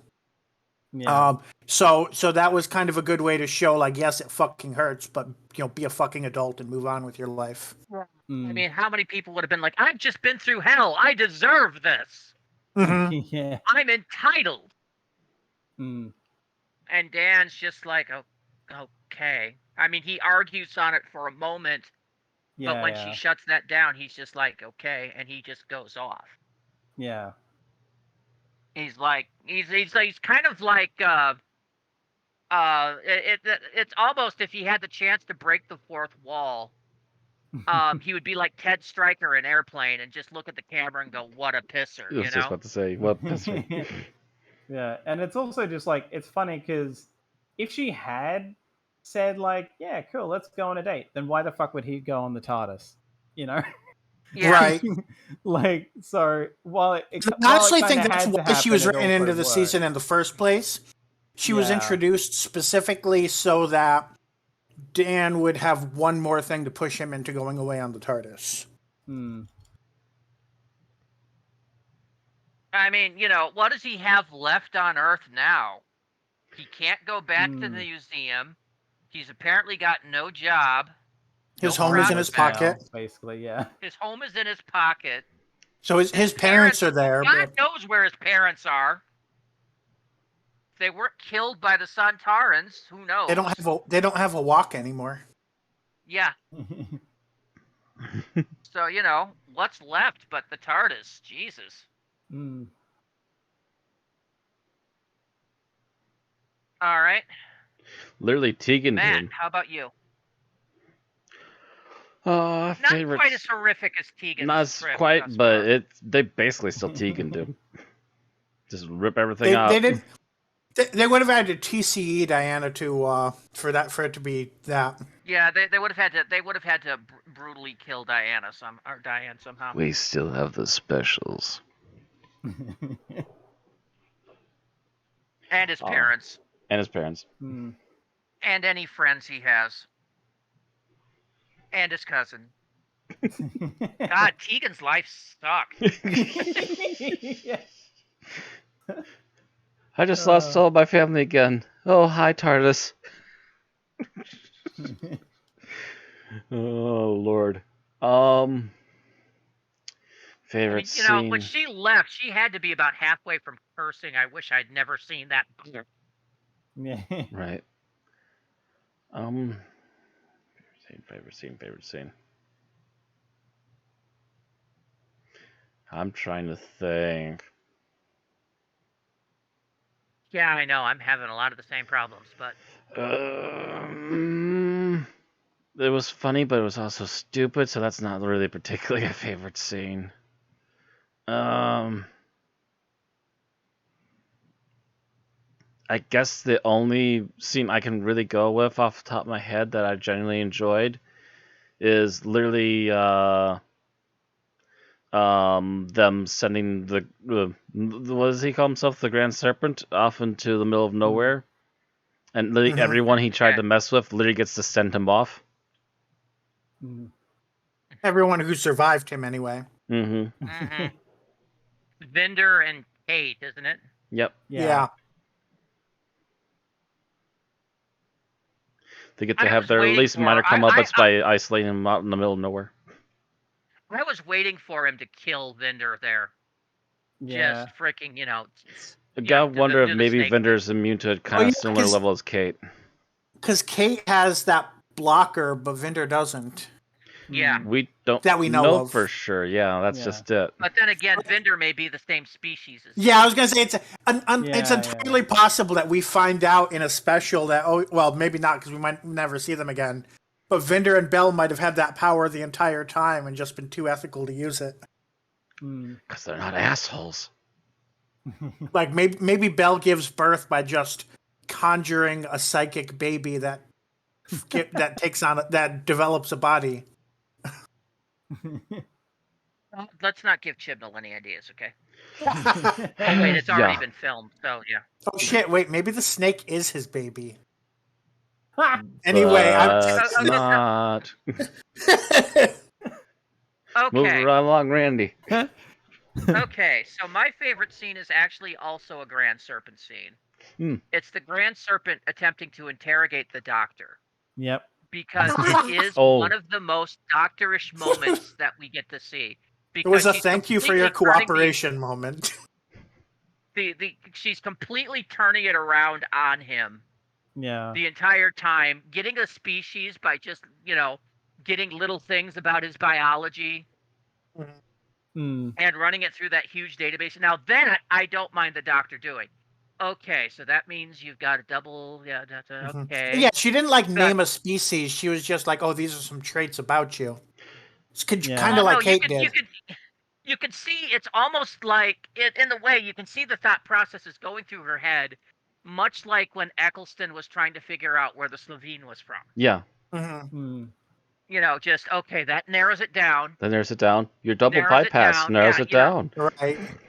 I was also thinking it's kind of like when you see the Doctor gets brought before like the Dalek Emperor, and just like manages to get the Dalek Emperor to spill all of his secrets or whatever. Yeah, it was a combination of both of those. Mhm. And it does, and it's just, oh, yep. And then he does the whole thing. Yes, so I was loved as a leader. It's like, yo, ego trip. Oh, ego There trip. we We hit a go. nerve here. Hello. Yep. Like, yep, that just agreed with everything I just said. Mm. Beautiful. Mm. I will say the one favorite above that I didn't bring up that wasn't mentioned was Jericho's death, because he died and he stayed dead. God damn it. Chibnall has given us people actually leaving the TARDIS willingly and a character's permadeath. Thank you. Because he's not a companion. If you've given us, no matter whatever else, you can at least say that he fucking did that. He's not a companion. Not a companion. No. Still. He was rescued by Clara and Bill at the last second.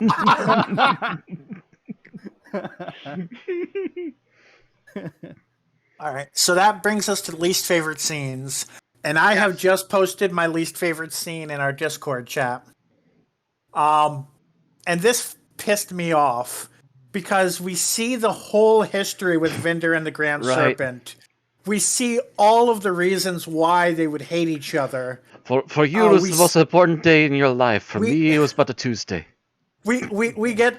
It's not even that, because he even mentions like, I used to have. He mentions in episode 5, he's like, I used to have people to do this for me. I used to have followers and all of this power. Now it's just me. So he should really be like, I can't wait to get my hands on Vinder's throat, just like Vinder can't wait to get his hands on his throat. And then when they finally meet, he's just fucking, who are you? Like, dude, I get that, like, I get the whole M. Bison thing. I definitely do. But, like, Vinder really ended your whole career. Did he? Like, I'm pretty sure that's the something sort else of thing. happened. I mean, yeah, did he? Because the idea I'm seemed not to be sure. that I'm not Vinder sure died. he did. It seems like the implication, unless it's the unless That's not the implication I got. I got the it's either implication that- that it's either something that or else the happened Flux to did. turn. And I think the Flux ended his career. Maybe, Right. yeah. Vinder tried to end his career, but immediately the higher ups shut that down and exiled Vinder to And that small. maybe outpost. maybe that's the idea, is just like, Vinder's whistleblowing failed, and therefore the Grand Serpent didn't think any more of him. Yeah. Yeah. But like I said, M. Bison. Even if you go that way, I still feel like, especially since like he's somebody who basically questioned him in front of diplomats, that he should have still been like, oh, you're that asshole, at the very least. Yeah. You're wondering how often that's happened. Yeah. Right, like That was my guard on day 218. Right, like how many people actually question him, especially after, like, it's very clear, like, he works hard to intimidate people. Most people would probably not actually question him so openly and be like, oh, I'm sworn not to do what the thing that you said, I shouldn't do that. Most people after that first round of intimidation would not have gone that far. It takes a hell of a lot of willpower and courage to, and integrity, because he's trying to still would do what's wager right. the bet that there's probably been at least a handful of vendors and he doesn't remember any of them anymore, because they got eliminated one way or another. Mm. And again, this is one of those things where at least a handful. This might be one of those things where if we find out, because it was hinted that he time traveled, obviously. Kate Stewart kind of said this explicitly.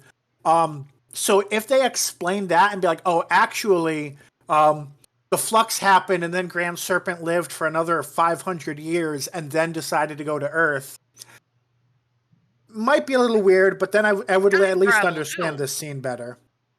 Yeah. That's the next thing. Where the fuck did he get time travel?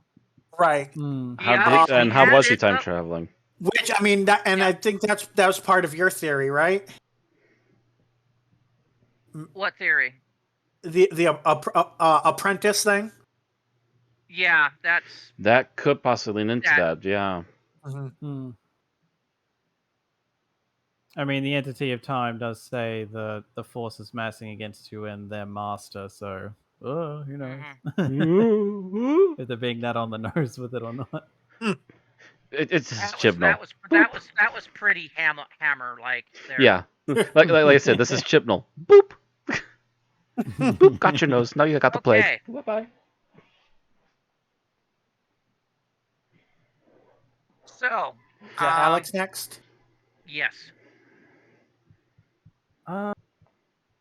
Ooh.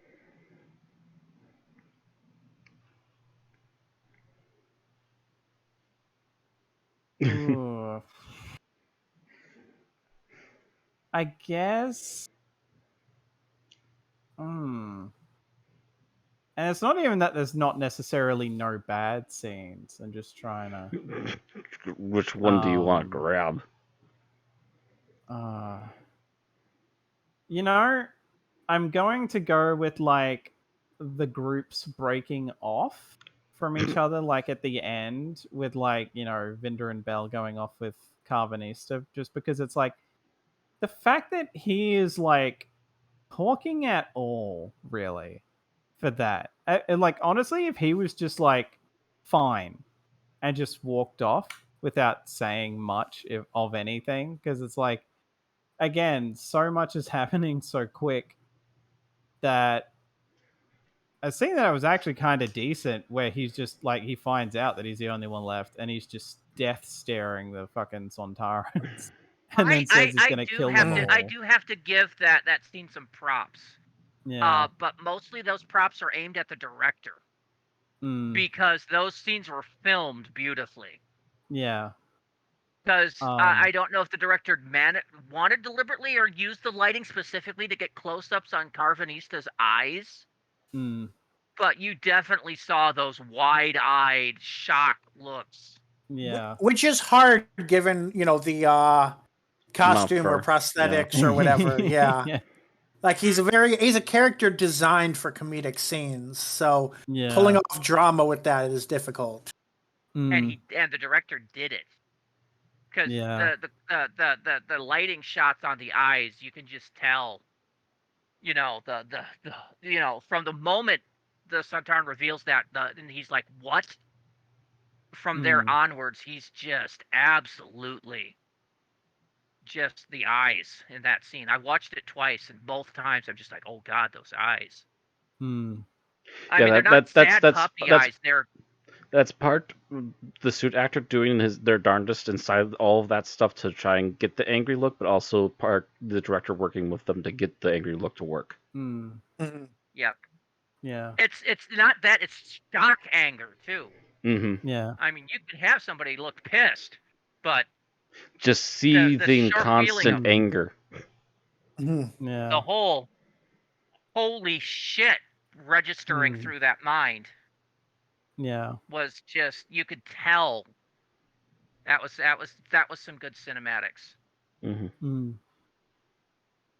Go ahead. I'm sorry, I interrupted. But yeah, just like generally, like with that scene being as good as that was, like him at the end being so like, it made sense that he was like standoffish, but you would half think that he would be way more like, fuck all of you people. Like, given like, what happened. They're going with you, I'm going off to mourn. Yeah. Like, I will be very surprised if they are still together the next time we see them, if they do show up in any specials if or we anything. ever see them. Yeah. Yeah. Although I would fucking hope that RTD brings him back if he ever does anything with the Sontarans, because that would be very fun to just see him being like staying true to his claim of just hunting down Sontarans. I hope if RTD brings back the Sontarans, he uses these suits instead of the blue ones. Yes.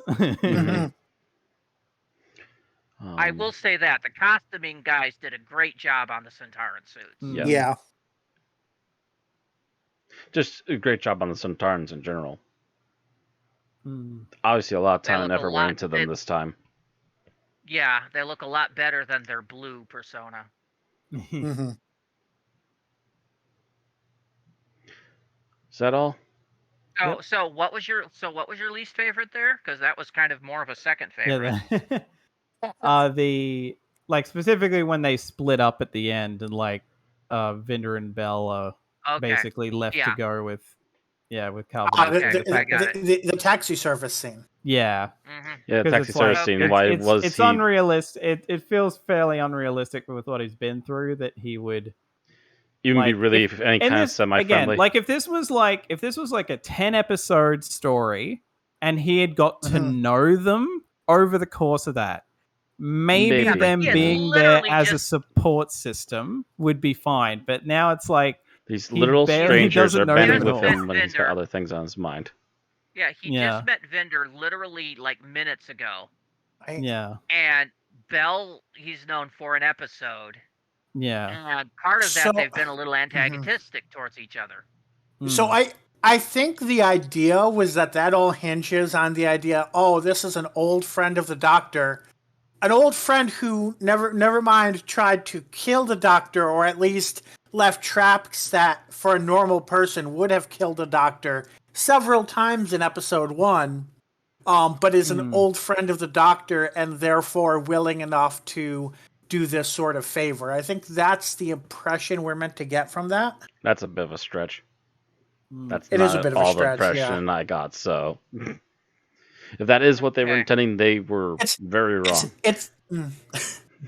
It's either that or it's just the Doctor Who idea of literally anybody with a starship anybody with any form of transportation will bring somebody anywhere they need to go at the Doctor's whim. Well, sure, all you need is a book and an electronic thumb And a towel. and a towel. All right. Matt, what's your least favorite scene? My least favorite scene. Which one to go with? So many to pick. So many terrible, terrible things. I'm gonna go with the Entity of Time because it makes absolutely no gobsmacking sense. Yeah. Once agree again, with we you. dip headfirst in the metaphysical without any real explanation. Somehow, the Entity of Time is a thing and it exists, and you can get to them. And somehow, destroying everything allows them to become free? That doesn't make sense either. Somehow, this Entity of Time can also just change shape to whoever it's literally focusing on at the moment. And And this if you fail them, despite not really seeming that pissed about being trapped wherever it is, it'll up and kill you because it's that powerful. I don't get it. and I this don't mind it when Doctor Who reveals that a god may be an alien masquerading as a god, but let's stay away from the pure metaphysical. Let's mean, stay away from what does God need with a starship. I feel It like didn't work for Star Trek. It doesn't work for Doctor Who. Yeah. I mean, there've been godlike entities in Doctor Who since the 60s, so I can buy that. But Godlike the whole entities idea, are... Yeah, go ahead, Bill. Go ahead. but Sorry. the whole idea that like, this all that shit in episode 3 prevented them from unleashing time, which at this point I'm thinking that especially the way they talk about it in this episode, I'm thinking we're talking literally, capital T time as a distinct entity that's related, Yeah. that has powers of time, but is not the actual force of nature time. Yeah. Because they definitely played with that a bit. But the whole idea, this entity is allegedly still trapped and still under the control of the Mori. So if so, how is it able to just pop out for a meeting and an execution and brunch and then go back to being a prisoner? After also labeling And more how threats is- to the next person. Like, and the And Mori how is didn't even show. destroying all of space supposed to free time? I think it's Yeah. because it would kill the Mori and destroy the temple. Yes, but wouldn't it also destroy the entity? Yes. Because again, this It's is a lot. metaphysical bullshit and it doesn't make any sense. Yeah, it's chock full of bullshit. It's very absolutely like chock full. yeah, it's one of those things where it's like it's a bit too superhero comics. Oh no, Even then, superhero comics have more sense than this.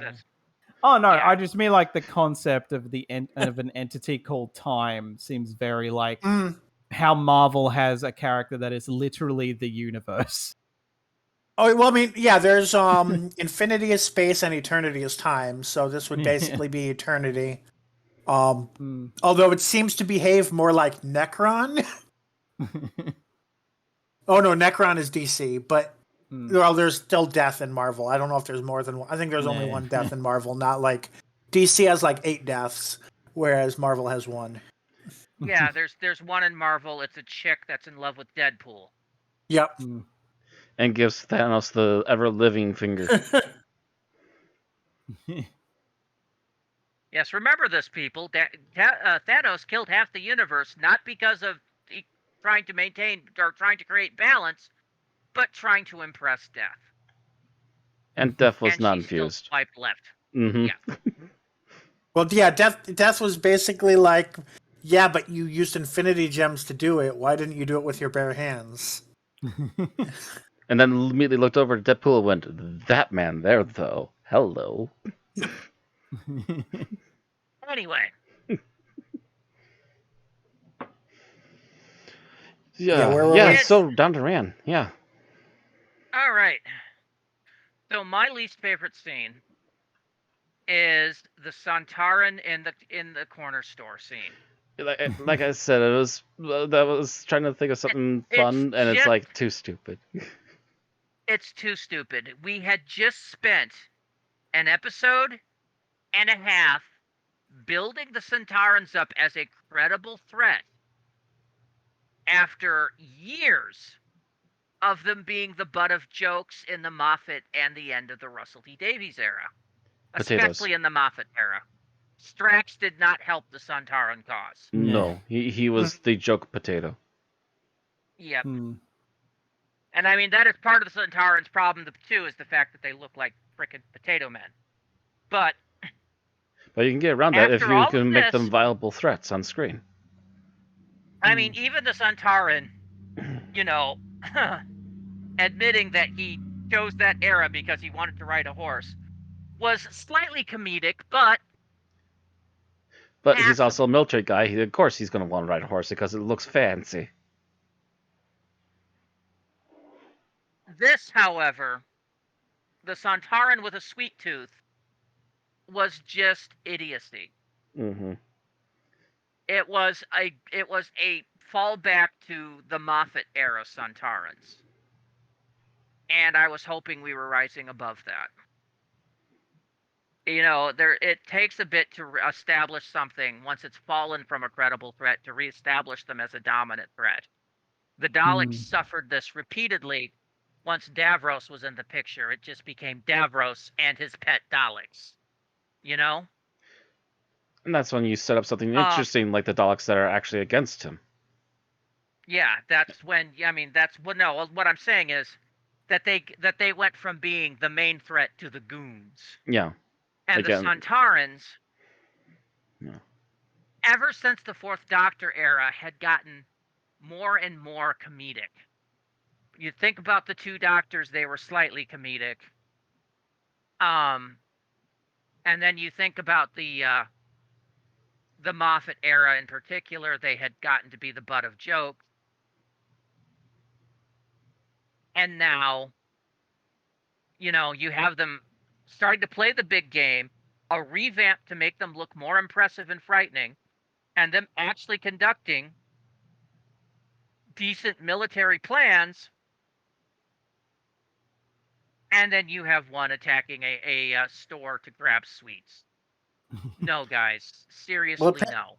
And he's a sucker. Apparently, for it happens a lot because it was happened often enough that they knew to go there and look for Santarans, or was it just the one Santaran that kept going back? Well, they were sacking all the corner markets because it had the Yeah, things so they needed. more than just the one. but- Yeah, it was a bunch of them doing it then. But this one in particular was going off the rails, and they Mhm. happened to catch Yeah. him red-handed. It, like I said, it was just a bad scene. Mm-hmm. Okay. He definitely seemed under the influence throughout that scene, even when he was like, 3 more scum. 3 he was like the count Yeah. for a moment. He was like 1 scum, 2 scum, 3 scum. Ah. Yeah, it literally felt like Strax with a new outfit. It really did. Just I was about. waiting for him to do the gender mistake Right. that Strax always did. Especially given the fact that the newest thing about the Doctor's regeneration, I kind of was wondering if that was ever going to come up with any Centauran this season, but it didn't. I give them props for that because I hated that particular bit. I absolutely despised that about Strax, and I hated the fact that it became a running joke. Because even a Centauran, even though they are genderless, would get an idea of genders after a while. He never did. Yeah. Anyway, final thoughts about the Vanquishers. Specifically about the Vanquishers. Specifically Vanquishers. Yes. Bill. So, definitely a memorable episode. I did find it a bit easier to find things I disliked than things I liked about the episode, which does not speak well for it. I would say we're still at the point of having things that need to be explained by future episodes. Which, there's cliffhangers, that's fine, but we may be a bit beyond cliffhanger territory with the amount of things we're just like, did they just forget that plot point, or are they actually going to follow it up? And there's only really 2 episodes that they can cover it in, unless the Daleks are all a front for the Grand Serpent. Doubtful. So that definitely challenges this. I definitely feel like this season was one where they had 8 episodes written, and then at the last minute took the last 4 episodes and crammed them into 2. Especially Belle's story. Because Belle almost seemed like she was going to find some new interesting plot points that would have been fascinating to learn about the Ravagers, and then at the last minute they were like, no, we need you on Earth so we can wrap up the serial. So that was especially weird. That's not about this episode, that was the previous episode, but it was still especially weird, given how everything was going. And it almost defeats the purpose of, some would say it does defeat the purpose of that character being in the season at all. Otherwise, another thing that was interesting about this episode in particular, it definitely seemed like they were taking shots at doomsday cults. There was a lot of language used. It was basically like, yeah, but we're going to summon the Antichrist and bring about the revelation, and all of this thing that you see. You saw a lot of in 2016 where people were like, well, yeah, but if we elect the Antichrist as president, then therefore we can bring about the rapture and all of this other stuff. And I don't know how much thought went into it, but there was definitely some dialogue that was taking shots at that sort of group. Otherwise, I just feel like this episode and this season was trying to do too much in too short a time. Every episode seemed like it had 2 hours worth of content. Hold that, Bill. We're just talking about the Vanquishers. Okay. Well, but we need to give a final rating. Yes, we So do. how do you and give a then final rating? Yes, we do. You hold on to that until final rating. Now, Vanquishers, please. Not yet. No, not yet. We're going to do final thoughts on the Vanquishers, final thoughts on the Flux. Oh, I see. Okay. Okay, so are you done with your final thoughts on I the think episode? I'm probably done with the episode then. Okay. Okay. Alex, the Vanquishers only. Yeah, honestly, I am just surprised that, pleasantly surprised, kind of sigh of relief that this resolved as much as it did. even if it wasn't, necessarily. I mean, it's one of those things of like, it did that job, but did it necessarily do it as well as it could have, and all that? And yeah, it does feel like they kind of had to just rush to a finish.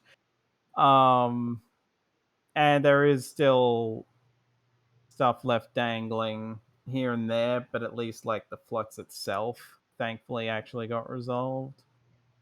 Or has it? But, but yeah,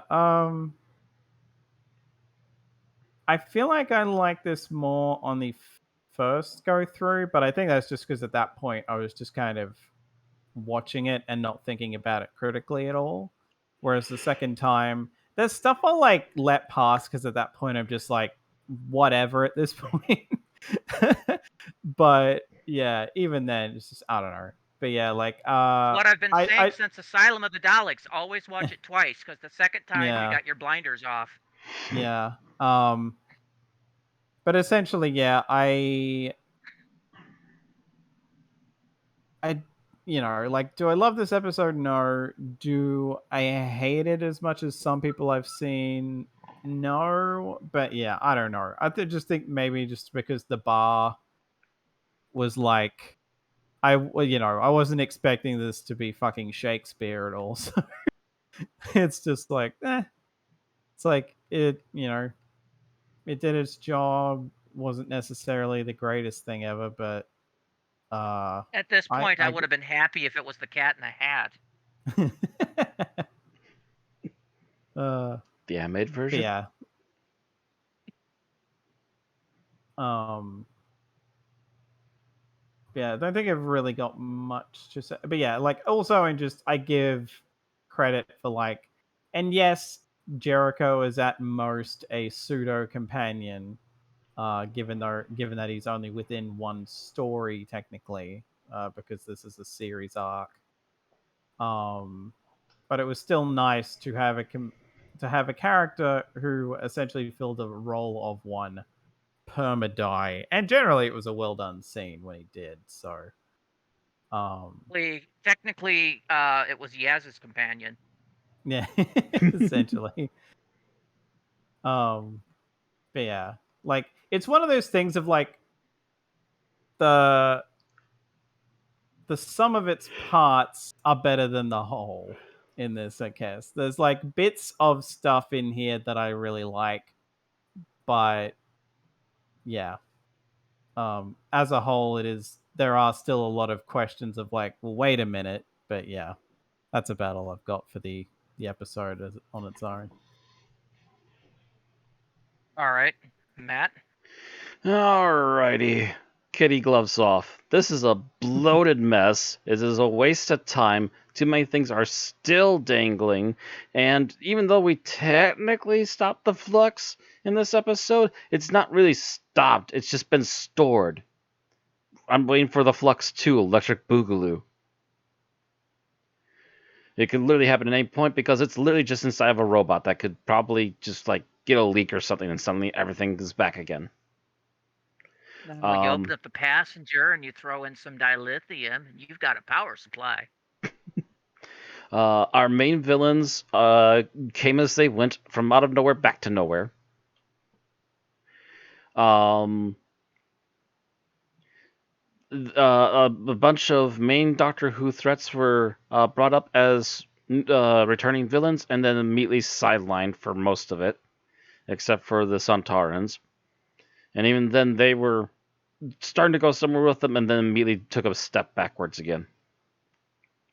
In particular, this episode. So, yeah, it just feels like a bloated and mostly wasted time, and it also continues to focus on a storyline I really don't care much for. And tries to hand wave its way into a conclusion very, very quickly and not doing very well with it. Okay, so now we're up to me? Yep. All right, so I am going to call this, first of all, the main thing I'm going to call this is anticlimactic. That too. We lose Jericho. What's everybody's response? They solved the Flux. Stop the bad guys. It's like nothing happens in here that matters, or at least from their perspective. Everything seems to be kind of just, well, that happened. Let's move on. And that's kind of a problem with the writing because it means that you're not emotionally attached to anybody. And that's just bothersome. The Sontarans took a big step back. The writing really kind of felt spastic. And so I do agree with Bill. This was probably cut back from a lot longer run. Mm-hmm. But I still think it would have had issues. Yeah, quite possibly. Now let's talk about the Flux as a whole. Bill, I know you've got stuff to say. Yes. Yeah. So basically, most of the season, and there's a few episodes, probably 2 episodes that are with exceptions, really feels like they're trying to do too much at once. Most of the episodes are, I think, about an hour long each. I didn't check the runtime of the last episode or two. This one was about an hour, give or take a minute or two. But it often feels like they had at least 2 hours worth of story in there. And I'm not saying, you can argue about whether the story is good, this or that. That's not what I'm saying at all. But I'm saying in terms of there's not to breathe. There's not room for the plot points to hit you. There's not room to be like, okay, I understand where we are, what's going on, and have the emotions I'm supposed to. Instead, you're like, look over here, look over there, look, a squirrel, look, a shiny wrapper, look, a bird. And that's pretty much your feeling for most of this serial. And that can be really challenging when you're trying to take in a story. Yeah, there's no time for Luke to sit at the table at the Money Falcon and go, I can't believe he's gone. Right. Mm-hmm. I know a big criticism of this episode, and Rand kind of hinted at it, is like, if you look at the RTD days, Martha, would show an extreme, at least one example I saw today. This isn't something I'm coming up with myself. That I think it was the doctor's daughter, Martha, had this strong emotional reaction that someone she met that day had been, murdered for pretty much no reason. Whereas, in this case, Yaz and Dan spent 3 years with Jericho. He sacrifices his life to save Claire, who he also knew for 2 years, and there's no real reaction. And part of that is this happened during a space battle. You have other things on your mind at the moment it happens, but there's no time afterward for that resolution step. There's no time to decompress. Right, and there's a reason why in a lot of storytelling, and some, there's variations as to how long this should be, but sometimes in the basic model that you'll see of things like the hero's journey, the climax is actually often close to the middle, because then there's time for the characters to show their growth and to, react to things that happened. And Doctor Who definitely prefers to have all of these dangling threads until the very final moment, and then the climax is 10 minutes before the end. But for a 6-hour story, you really need some time for the characters to really breathe, and going up to a guy, having him say he doesn't know you, and saying, okay, now sit on an asteroid with nobody around while we close the door behind you. That's not a solid resolution. That's a hint of a resolution.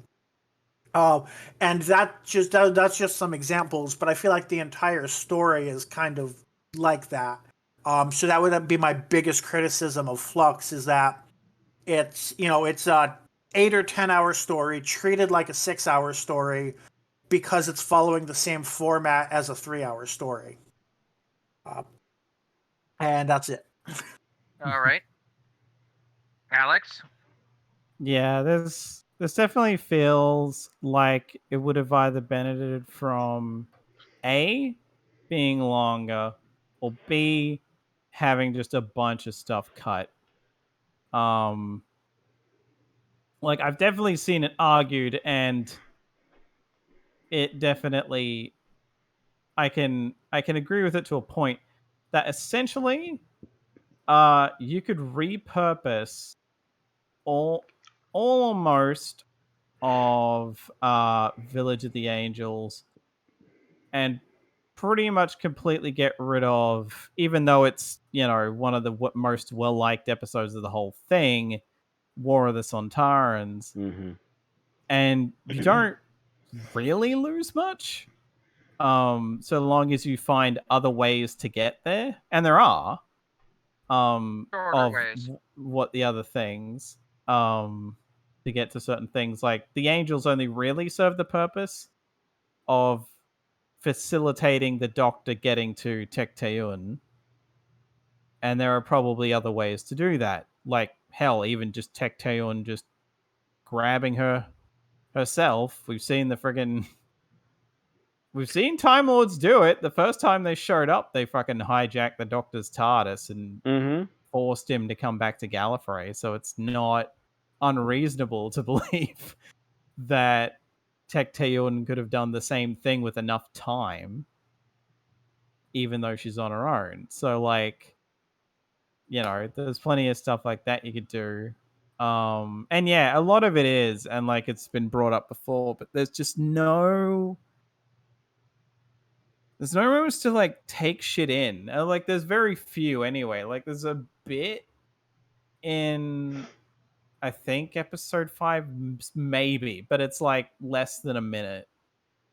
And yeah, like as was said before, there's the whole thing right at the end where like, and because we can't end on a downer note, or at least Chibnall surprisingly feeling like we can't, given what he's most well known for.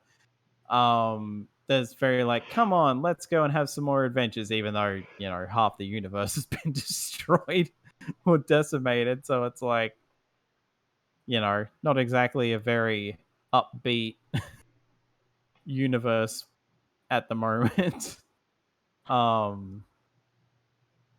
But so yeah, I think that's just it. There's a very confused tone as well to this. That's just, I don't know. Like some of these things, it really is like Village of the Angels minus the ending, and just generally like the Flux related stuff, and War of the Sontarans probably would have been fine standalone episodes in a different series.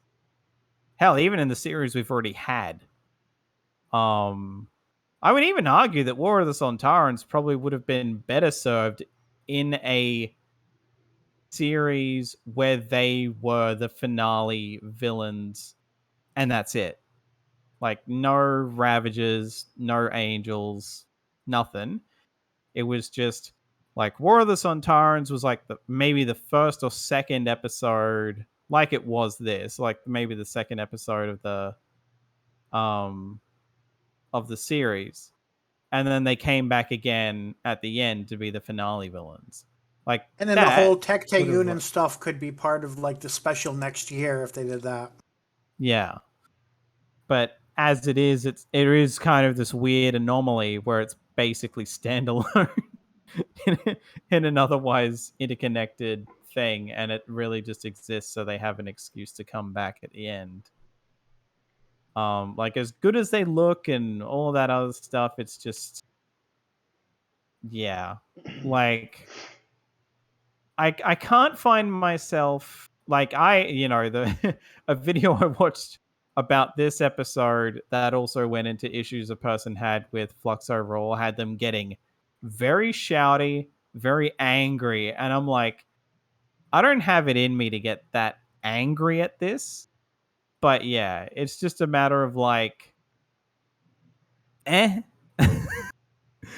rather than like, which arguably indifference is worse than anger, because at least anger is a strong emotion compared to indifference, which is just like, yep, this happened.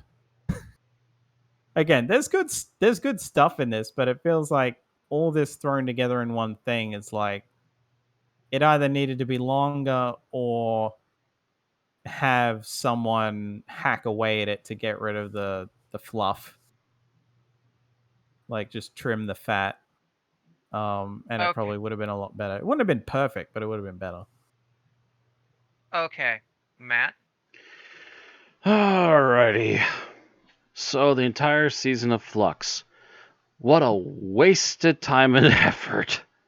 Let's double down on the worst thing that we ended the last season on, which continues to backfire and create even more issues with more weird stories that don't make any logical sense in the universe that is Doctor Who.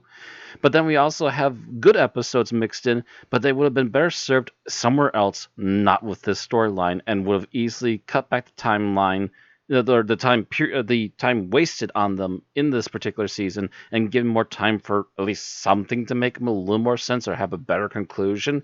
But nah, can't be bothered with that. This is a heavy-fisted, really poorly written particular series because, again, the good episodes would have been much better somewhere else, uplifting a better season. Otherwise, the rest of this is all just attached to this horrible mess that is the Timeless Child, and it continues to undermine literally everything this entire season is trying to do, and I'm not liking the direction it's headed in still. It continues to kind of stumble forward and keeps trying to go for it. And the plot threads that are left behind are still highly tied to all that, and I suspect that they'll be coming up in the next couple specials. Alright, you done? That about summarizes most of my thoughts on that. Yep. Alright. So the Flux in general for me, this series, or this 6-part episode, pretty much highlights the best of Chibnall's writing and the worst of Chibnall's writing all in one 6-episode installment. You've got some beautiful episodes that would have been great, but the time taken to tell them would have been best spent helping develop these characters that we're supposed to have emotional attachment to, but aren't there long enough for us to develop it. And what's worse yet is that the characters themselves don't have emotional attachment to the other characters. Mm-hmm. If they don't care, why should we care? No time to care. Time to move a little plot forward again. The episodes seem compressed, except for when it's so drawn out, you really just wish they'd get on with it. If it's one thing Chibnall needs to learn, it's pacing. Because these episodes are not well paced. In fact, if it's one thing that shows what Chibnall can't do, it's script edit himself. Mm-hmm. He definitely needs a better editor. Somebody to go through, help establish pacing, and help figuring out what needs to be chopped and what needs to go on. First of all, this person needs to have been involved way back at the idea room and going, whoa, we've got way too much stuff here.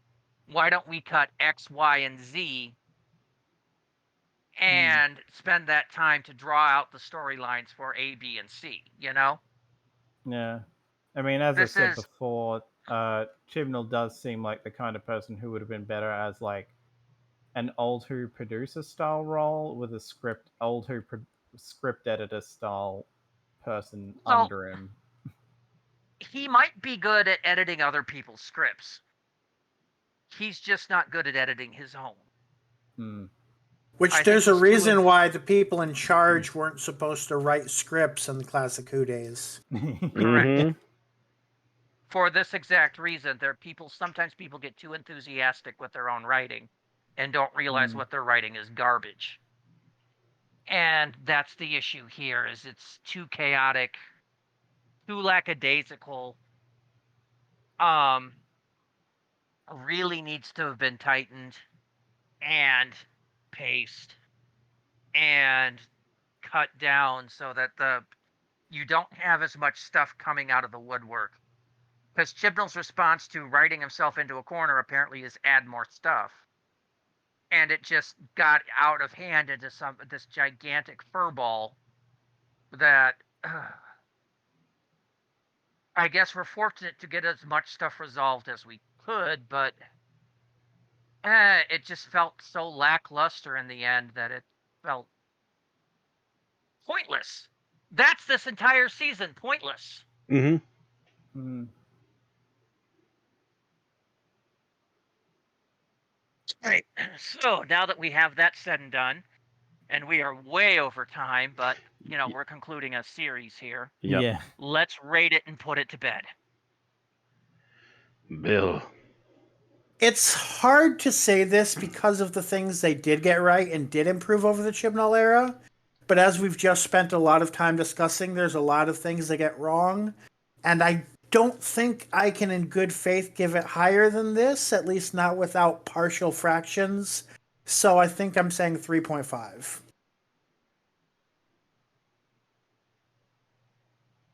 All right. All right. Alec?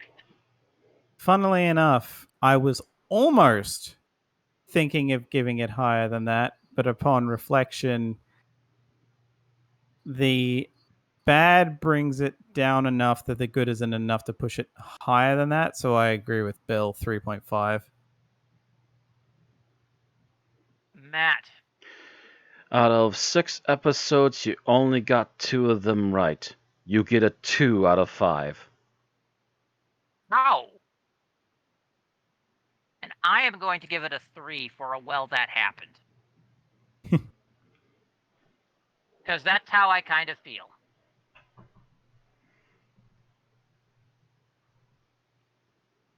Which, taking everything into perspective, proves that I am right. As the average is now 3.0. It is 3.0. Wait, if I may. Did that copy over? Why did that not copy over? Something is not right. Something is quite wrong. Something is amiss. Oh, Well, I what- see what I did wrong. I put next week's. Oops. Okay, there we go. Whenever we do, this is our first actual rating for this season, and whenever I do, I have to custom add this season to the master sheet, and I added the wrong field. There we go. A 3.0, that should hold over to the rankings. Yes, it does. We'll put us at 357 out of 408 things reviewed. It is on par with a lot of Doctor Who, actually. With the God Complex, Orphan 55, Revelation of the Daleks, The Lazarus Experiment, Dinosaurs on a Spaceship, which I actually believe is underrated, Yep. Deep Breath, The Beast Below, The End of Time, and The Wheel in Space. And that one's only that low because it's telesnaps. Yep. So, yeah. Hello, basement dweller. It is better than Aliens of London, World War III, Oof.